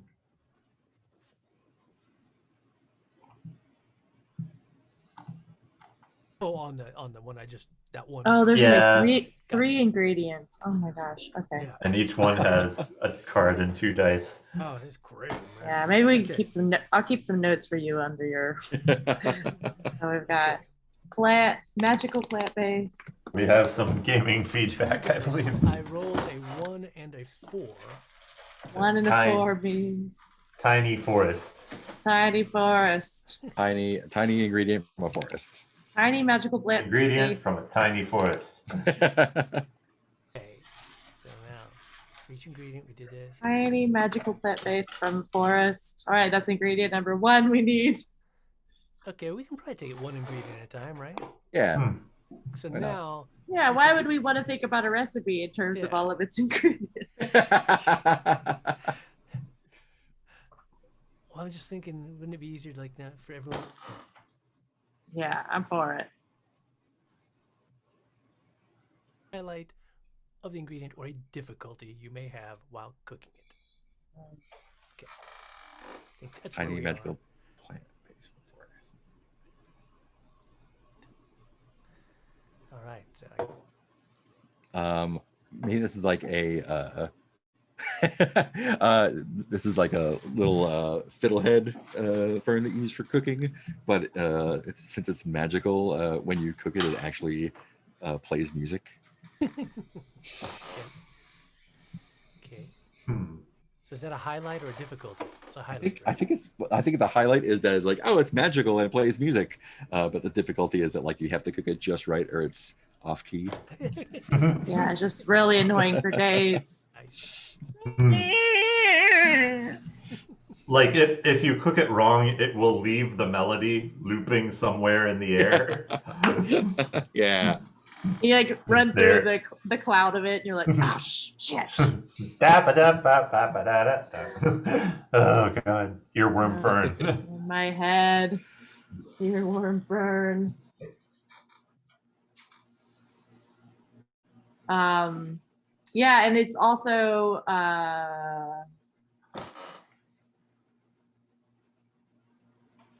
so because it is musical and requires specific taste, timing, temperature, things like that for the melody.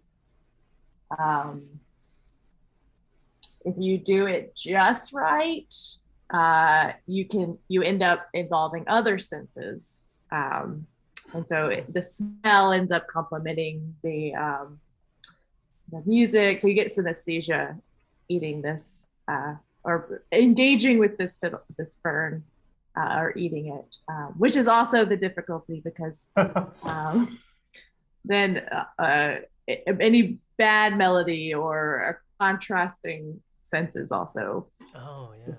Just bringing the farts back. Or there are cases where people have been blinded while trying to cook these ferns. Yeah. Or only hear the same song over and over. Like it's very fugu. Yeah, I guess I'm trying to get at like it's kind of like fugu where you have to pair it perfectly and it's great. Otherwise, just ruined lives. Cursed. Yeah, cursed. Hey, see, I'm just.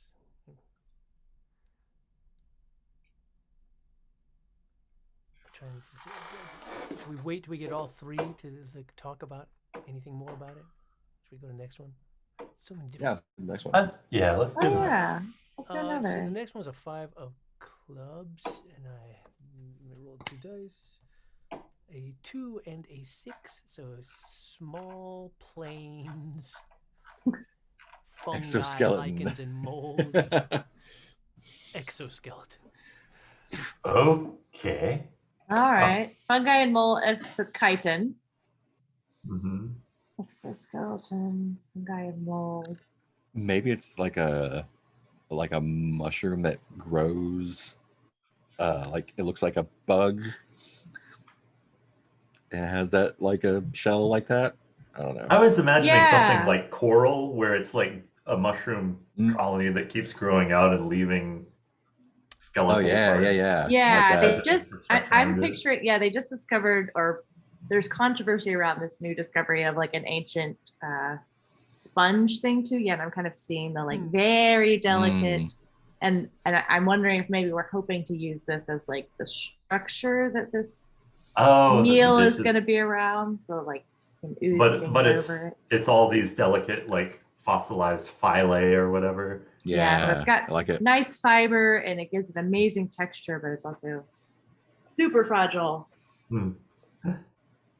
And if you get them when they're not dead, there's also creatures that live in there. So if they are not actually abandoned, as soon as you worms come pouring out of it. Worms, and they come and attack you. Sorry, I did too many highlights. By them and Sorry, I did little kid storytelling mode there for a second. Just a highlight, one highlight. And then we went to space, and we had pizza, and then space pizza. Yeah, I guess one of the difficulties is it's very fragile, so you have to cook it very delicately. Dabbing. Has everyone contributed? Yeah. Last one is a Jack of Spades and a 4-1. Parasitic plant. No, house. House 4-1 is house underground. Jack. Parasitic. Okay, house. Spades. The size of a house underground. The size of a house. Underground size. Nice. Parasitic plant. Wow. That is the size of a house. Like an aspen. Oh yeah. System. Or maybe like a giant something that grows in one of the caves, and there's just like mess of it that you have to go harder stuff off of. Oh, yeah, so it's like an aspen grove, but just with mushrooms, like a Nausicaa sort of thing. Mm. Or Yeah. I guess it's Yeah. not fungus. So. Science. I'm Yeah. picturing I forget the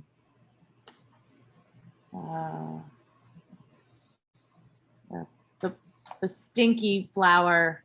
Mm. Giant stinky flower, what's it called? Called the giant stinky flower. Corpse flower, yeah. So big, yeah. giant, rotting corpse flower, but is like meaty. Oh, yeah. What's it parasitic on? Oh God, I forgot about the parasitic thing. The bodies that no, it's that would be murdery. Parasitic. Could it be an epiphyte sort of thing where it just grows on top of the forest canopy? Well, yeah. But then it's the size of a house, so I don't know. It's underground. Maybe there's an underground, but it's underground. lake Never in one of mind. the caves, and it grows just on the surface of this underground lake. So it's just like a meat floor on this lake. Yeah. Meat layer. And it like just like extends, a pool with like flesh at the bottom. And it like extends tendrils and latches onto like the cave fish, and as they eat, it sucks the nutrients out of them until they starve and pulls them So back you got a bunch of fish that are on tethers. Yeah. Everything in this pond is just attached to the bottom. Like and the cave fish are just like, it's a living. This is where I live. But like the meat layer protects all the cave fish from things coming in from above. Yeah. So everybody wins out of this. Win. Yeah, I guess you have to like carve out a piece of it to bring back. Super gross. But cooks up well. That's the risk of it, is that it's super gross. It's just gross to do it, and then it tastes amazing. But there are multiple reasons why, when Jorn decides to prepare this dish, he cannot do so on the premises. He goes to the cave. For one, keeps him isolated just in case. He's got down pretty good, but just in case something goes wrong with the whole melody thing. It's just there in the cave. Yeah, we point to the rule on the wall. No preparation of this dish within. No earworm burn. The fragile coral thing, that's the last ingredient, because first what you do is, if you use the right kind of wood, he's very familiar with the mountain oak and exactly the rate at which it heats once you've lit it. So he knows that if you listen to the melody that starts when you start brewing the musical mushrooms, right about when you get to the bridge, that's the time when the melody is at its sweetest, and you kind of gotta really tend to the fire to keep it at that temperature right there. So you gotta keep, contrary to what your gut might tell you, that you'd think you'd want to keep like the chorus going, but no, you got to keep the bridge going. Well, we don't let you do it in the house. I imagine Jorn has gotten in fights with other cooking experts about this. And also, the reason these ingredients go so well together is because the bridge, when you keep that going, it has to repeat at least 2 to 3 times before the parasitic meat will actually start seeking it out from the lake. So you don't got to go get the parasitic meat. It will come to you. And just go right into the pot. And then once it hits the water, it immediately, that kills it, or however you want to put it. Nice. So then once you've got the right ratio of parasitic meat, usually by about the 7th bridge go around, that's when you pull it off the fire. You gotta let it cool, and you'll hear the strains of the bridge dying out. But you can't wait till they're totally gone.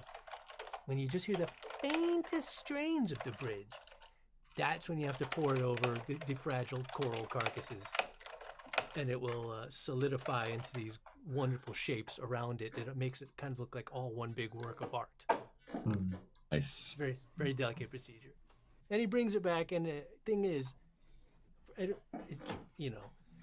always kind of it's a tough call between the 4 of us running the tavern, because there's not a lot of it, so we can either save it and eat it ourselves, or serve it to the patrons. And it's always kind of I'd say it's about half the time we just eat it amongst the four of us. And half the time, well, all right, we'll sell it to the patrons this time. I think we do that it's probably only about once a year kind of thing. It's an annual dish. Nice.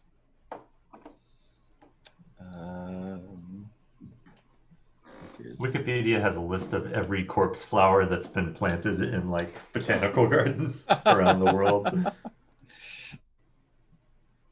The Huntington Garden has 15 of them. Wow. Nice. Sorry. No.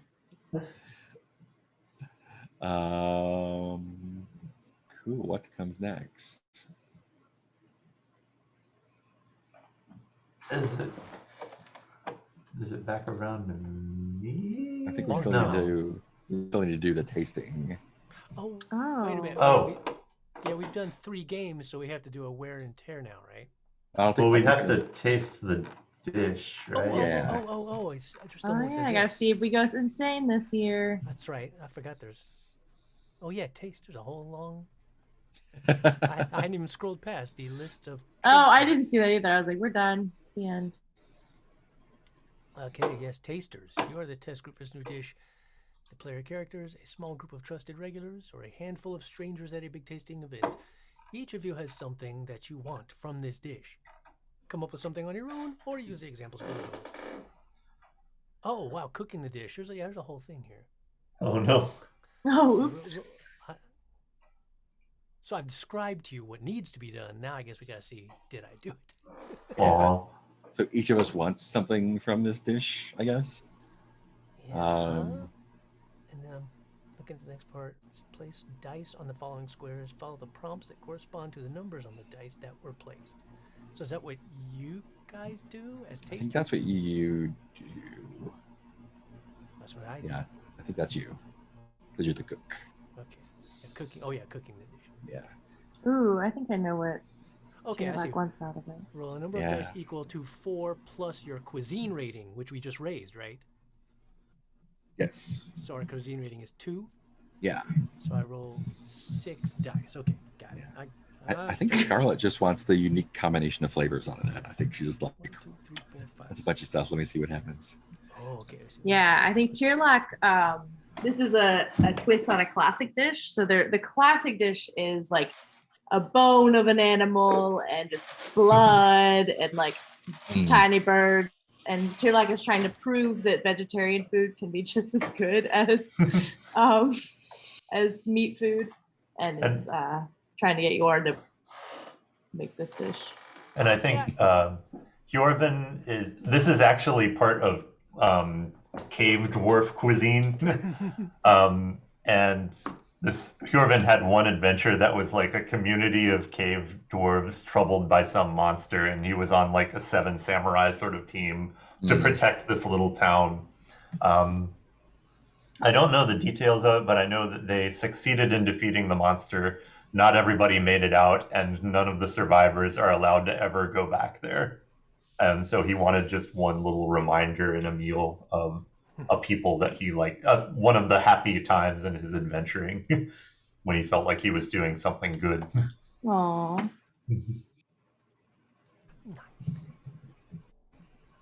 So now I just like relentless tragedy in this guy's career. Now I have 6 dice that I place.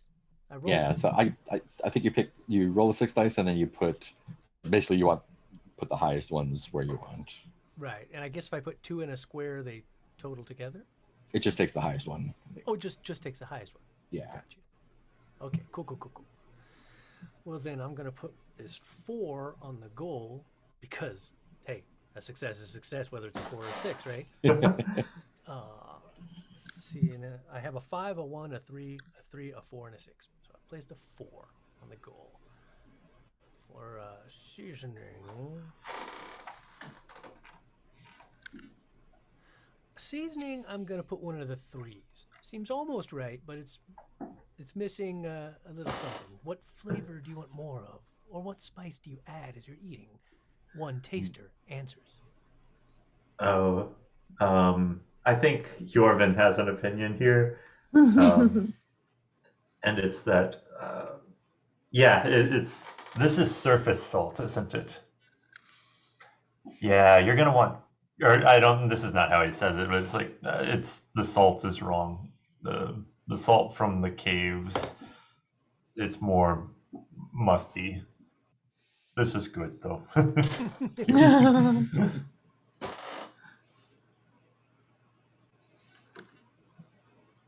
Oh, I guess you need a compliment for the goal. Oh, that's true. A taste would be a compliment. Yeah, I think Scarlet, like, I don't think Scarlet has a really high bar for food. She's like, yeah, this did the thing. Yep, that's what I wanted. It's a bunch of weird shit cooked together, but it's good. So Scarlet is our chef. well done. Yeah.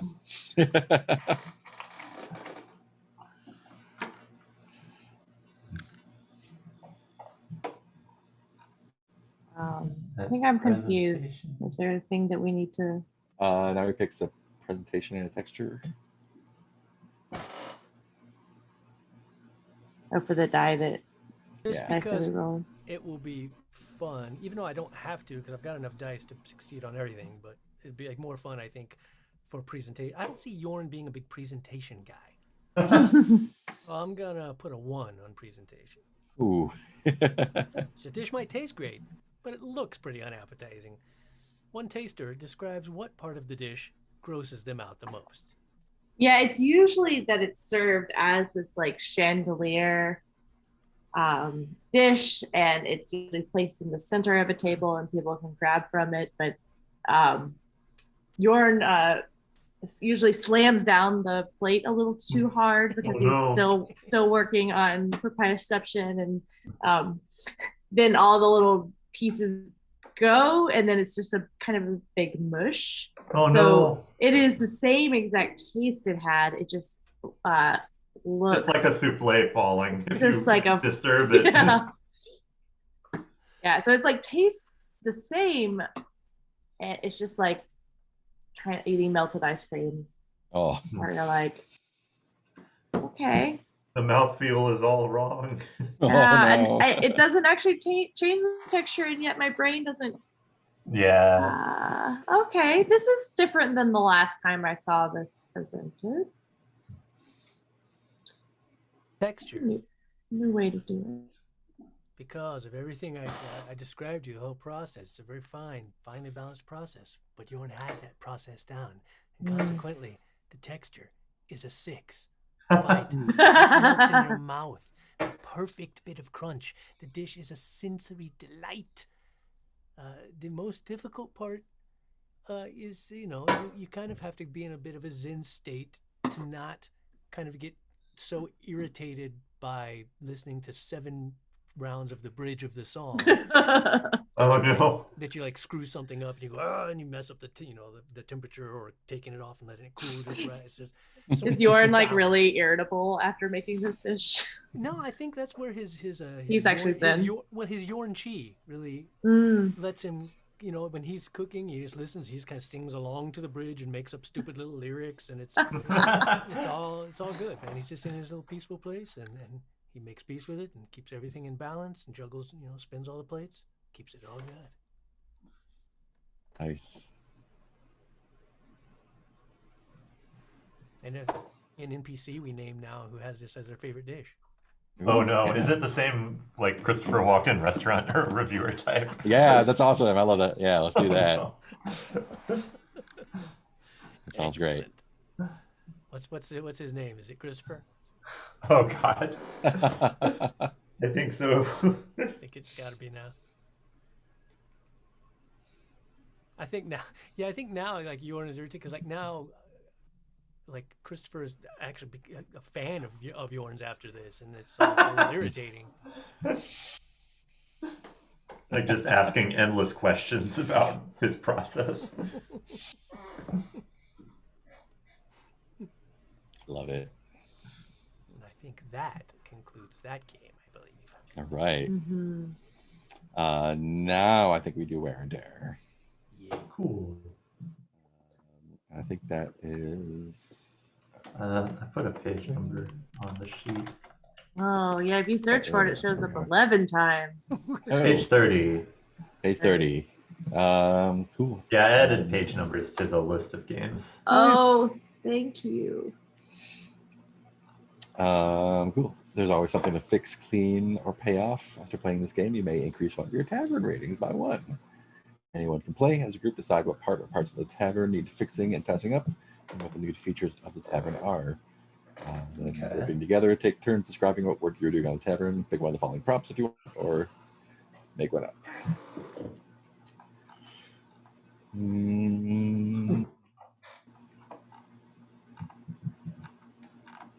Yeah, what have we damaged so far? Something caught fire, right? Yeah.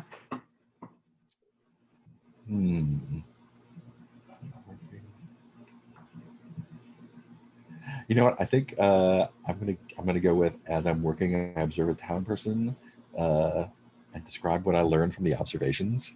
And I think what it is while I'm scrubbing the outside or sweeping or whatever, I'm sort of like keeping an eye on the gremlin sauna, and and you're pretty sure they murdered somebody, and it's only us that can solve the crime. Sorry, you're saying. I think I'm actually going to use my Arcana adventure experience and be like, okay, so it's coming from a spring somewhere, so I must be able to trace it back.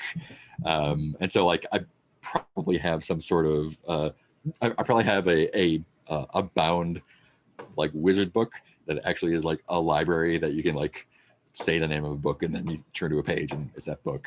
And I do some research in that and discover where, like, the springs are inside the mountain, and get to work digging a little channel, or mining out a little, or hiring some dwarves to mine out a little channel so we can get our own little sauna, or at least a hot water stream going on.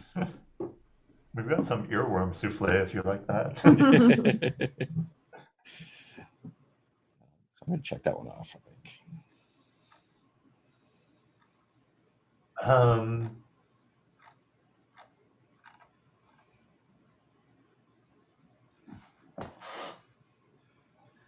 I think Hjorvin is... I want him to have his cursed sword that he's using as a blade to, like, plane down some messed up wood or something. And I think that the blade is saying cursed blade sorts of things, like, I hunger for souls. But then as they interact with that, it becomes clear that the blade is just kind of happy to have company. And, like, they've known each other so long that they're just kind of like, yeah, I'm not going to murder anyone and take their souls for you today, but we are going to fix up some rafters. Okay. This is coming along nicely. How are things in the shadow plane? You know? Oh, you know. Sure, you don't want me to, like, possess you today. Just take a load off. We could do a lot of murders and you can have a day off. Crom the Glorious has it coming. He's a dick.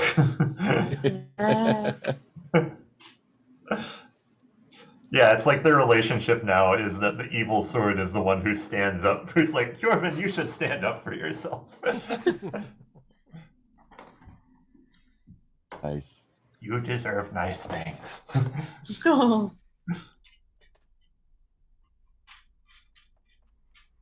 I think Jorvin has discovered what has become a very popular dish at the tavern when he was going to basically clean up his efforts after the storm prep, and he was he was scraping all the muffin spackling off of the rocks.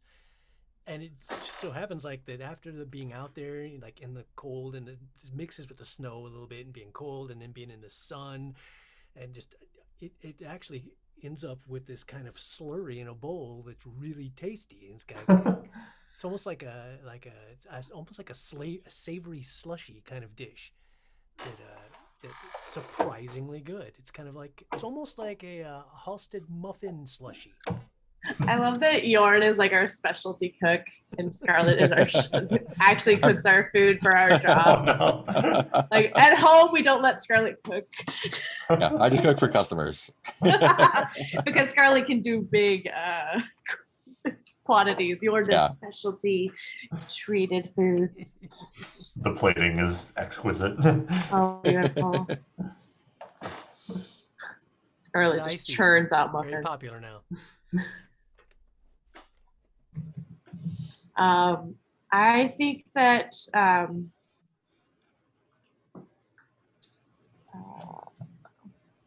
I've noticed that everyone is still feeling a lot from all of the frustrations of this week.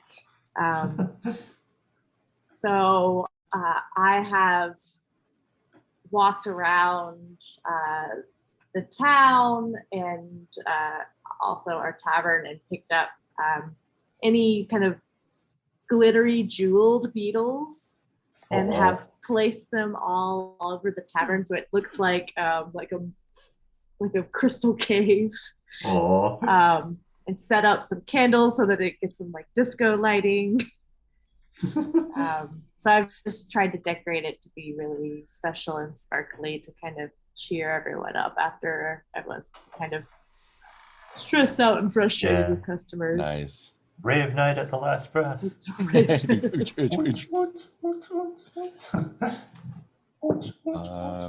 Awesome. That sounds like we're spicing up the atmosphere to me. Oh, it does. Oh, yeah. Bump that up to a 2. Me and my bug friends. I spiced up the cuisine. Canvas cuts. Yeah, but that doesn't go to actually the tavern. Yeah, that's just for us. That's just us. If you want to teach We love Scarlett that. any of those things, I think the customers would enjoy it. Let's not get crazy with the customers. That's why the restaurant critic has so much trouble with Yorn. This restaurant critic one time ate over at our house and was like, "What the fuck? This is amazing. Why do you serve the stuff you serve?" There's profit margins in some things and not in others. Scarlett is the one that understands the business model. Yorn will burn out if it becomes a commodity. We can't ask. gotta be We can't ask special. that. We can't ask that man to commodify that art.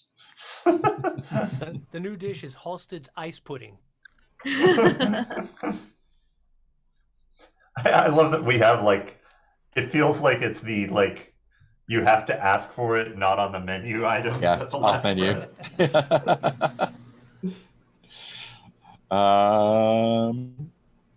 Cool.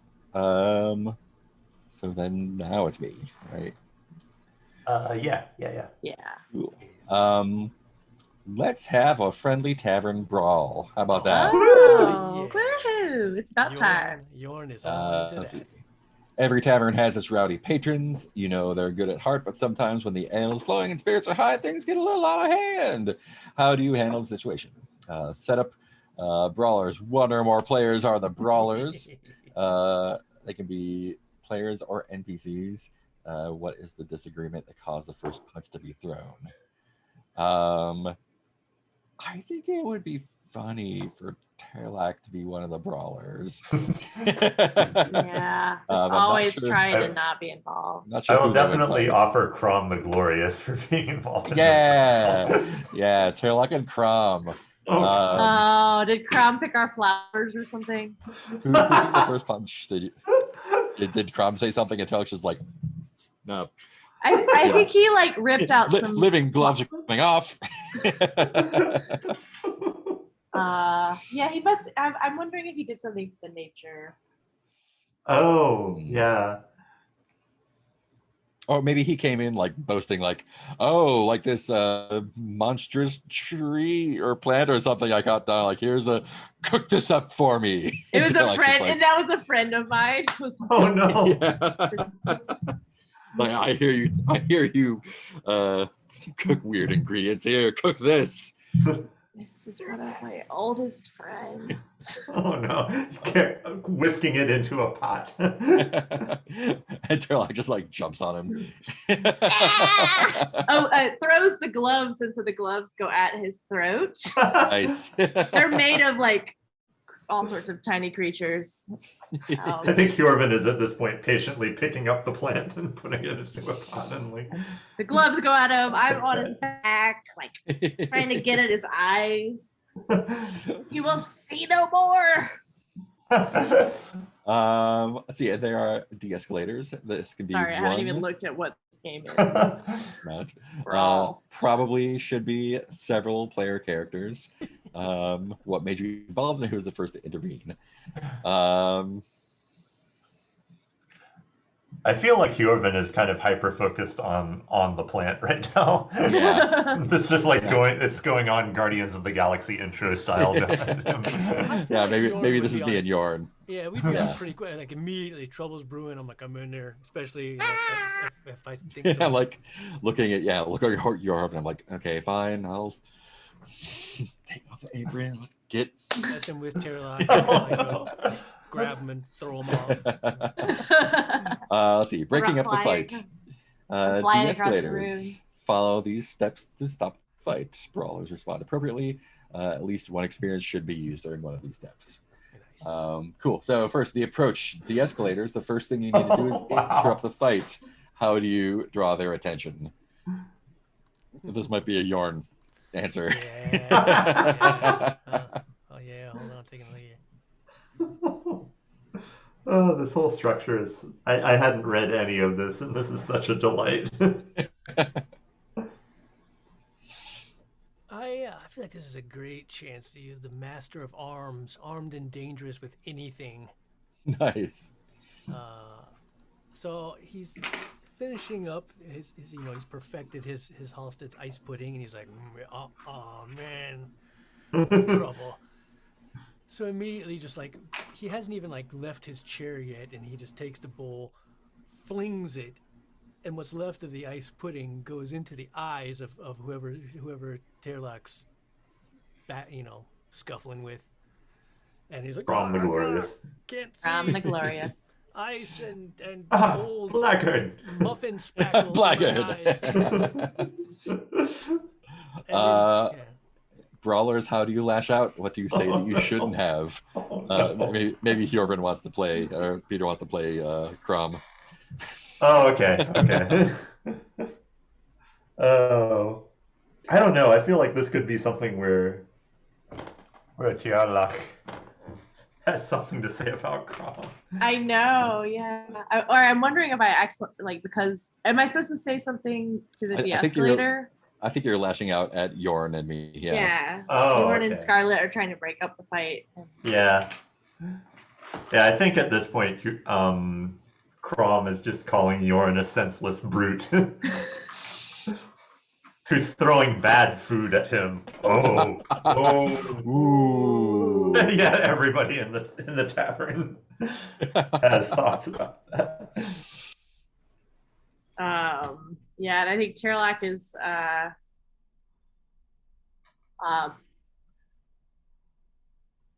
lashing out in that since I can kind of control nature, I've started a lot of the like little spiders are in your ears being like Nice. Just like buzzing flies and stuff. I'm just like, no, this is my fight. But what Terlock actually says is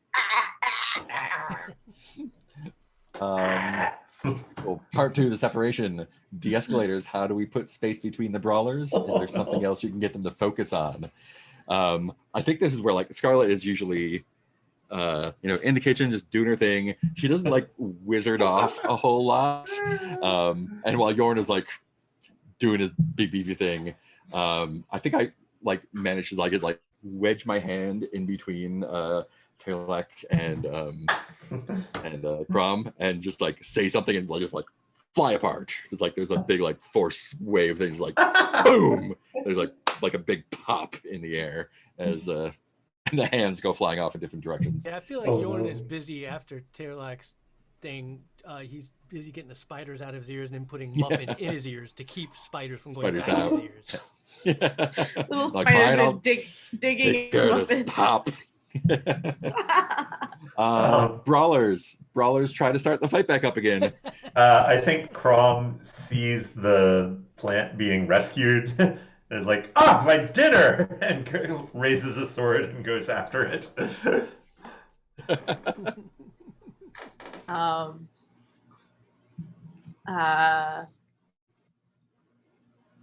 Tirlak sees Crom do this, but also sees that Crom is near the salamander's little hole. And the salamander and Tirlak are still not on great terms, but Tirlak did save the salamander's life recently, and the salamander owes Tirlak one favor.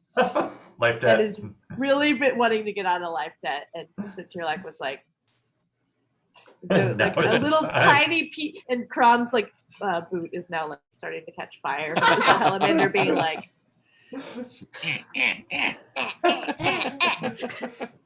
And that's Tirlak was just tearing across the room trying to get back at Crom, but has started a tiny fire on his boot. Oh no. How dare Halstead strike his flame against me so? The talk down. De-escalators, how do you ensure that the fight won't break out again tonight? Possible. I feel like one of us should get that plant out of the pot, I think. Or out of the... Yeah. I'm gonna plant out of the area, or... What was that? Oh, you said plant out of the pot. I was wondering, like, while it's being settled in the pot and rescued. Oh, I thought you were cooking it. Oh, I plant pot. That's what Jorvin's been doing. Is like, okay, it's time to keep potting it. Yeah. That makes more sense. He's already like pouring a little bit of water on it. Yeah, like he's probably overwatering it a bit, and it's kind of making a face at him. I think Jorn just takes this opportunity to like grab Tirlak, pick them up, turn them around, and be like, Tirlak, were you not the one who taught Jorn? Sometimes you must use your words and your feelings and not your muscles. This is what Jorn learned from Tirlak. And now, please, Tirlak, we have tavern to run, and this is no way to get people to come back. Use your words, Tirlak. Use your words. And I think while you're doing that, and I think also there's whatever troubadour is in town is like sees this. He's taking notes and writing a song. Yeah. I think as like Crom is almost to the pot, and like he looks over at what's going on with Crom or Jorn and Tirlak for a second, and when he turns back, I've like popped in front of him, and like my eyes have gone from shiny to glowing. No! Start the fireball hand. I'm just like 2 new rules. They appear on the wall. Yeah, I was like, I etched them in the stone with fire. It's like, do not bring your trash around here anymore, Crom. Oh God! And also, sub rule, you are trash, Crom. Get out. And I think he sees like the flames, just like, all right, cool. I'm not. Yeah, I get it. I'm trash. I'm not in here anymore. Bye. I'm out. I'm going to the sauna. Oh God. Someone is going over and adding the new line to the ban list. And then the aftermath. Everyone has been picked off the floor and dusted off. Together, answer the aftermath questions. Were any of the player characters hurt? And if so, how do we recover? I don't think so. I don't think Tirlak is hurt at all. And had been mostly like uncharacteristically playing the offensive, which I think surprised Crom enough that no one really got injured. Yeah, Crom's pride is hurt, but isn't it always? Jordan just has to Yeah. clean some muffins and spiders out of his ears. Yeah. Was there significant damage to the tavern? Yeah, not significant. The salamander, I'm having to stomp out the fire now. Oh yeah. And there are he's little making- boot prints of like char Yeah. on the floor. And now he's a loose cannon. and the how do we- salamander is back on being irritable terms. It doesn't owe me shit. He's acting like a teenager We're again. square now, okay? Then how do we deal with the brawlers? Are they banned? Yes, banned. Well, one of them is. Crom is Wait. banned. You're fine. Crom's And I a do dick, like and he's not allowed anymore. That the salamander is now a moody teenager for the rest of it. It's etched in the Sulky. wall. Crom is Roffer. trash. Crom is trash. Official. Yeah. And that is the end of that game. Just driving away business. That's us. Sending Just them off one. to the sauna. So do we want to take a break or do we want to stop here for the night? I think I may need to call for the night at this point. Yeah. Awesome. I am having a delightful time, but Cool. just We'll an pick hour up ahead with here. Jorgen's next move, next game. Next time then. adventure. Yeah. Oh, and we I don't know if I'm going to use you used your who used the I one of did, them yeah, use I our used, Master of used- Arms. Yes, I used Master of Arms. Eventually, I'm Did it- going to have to just use so many of these skills. because- Yeah. What town Holding are you up the- taking with that?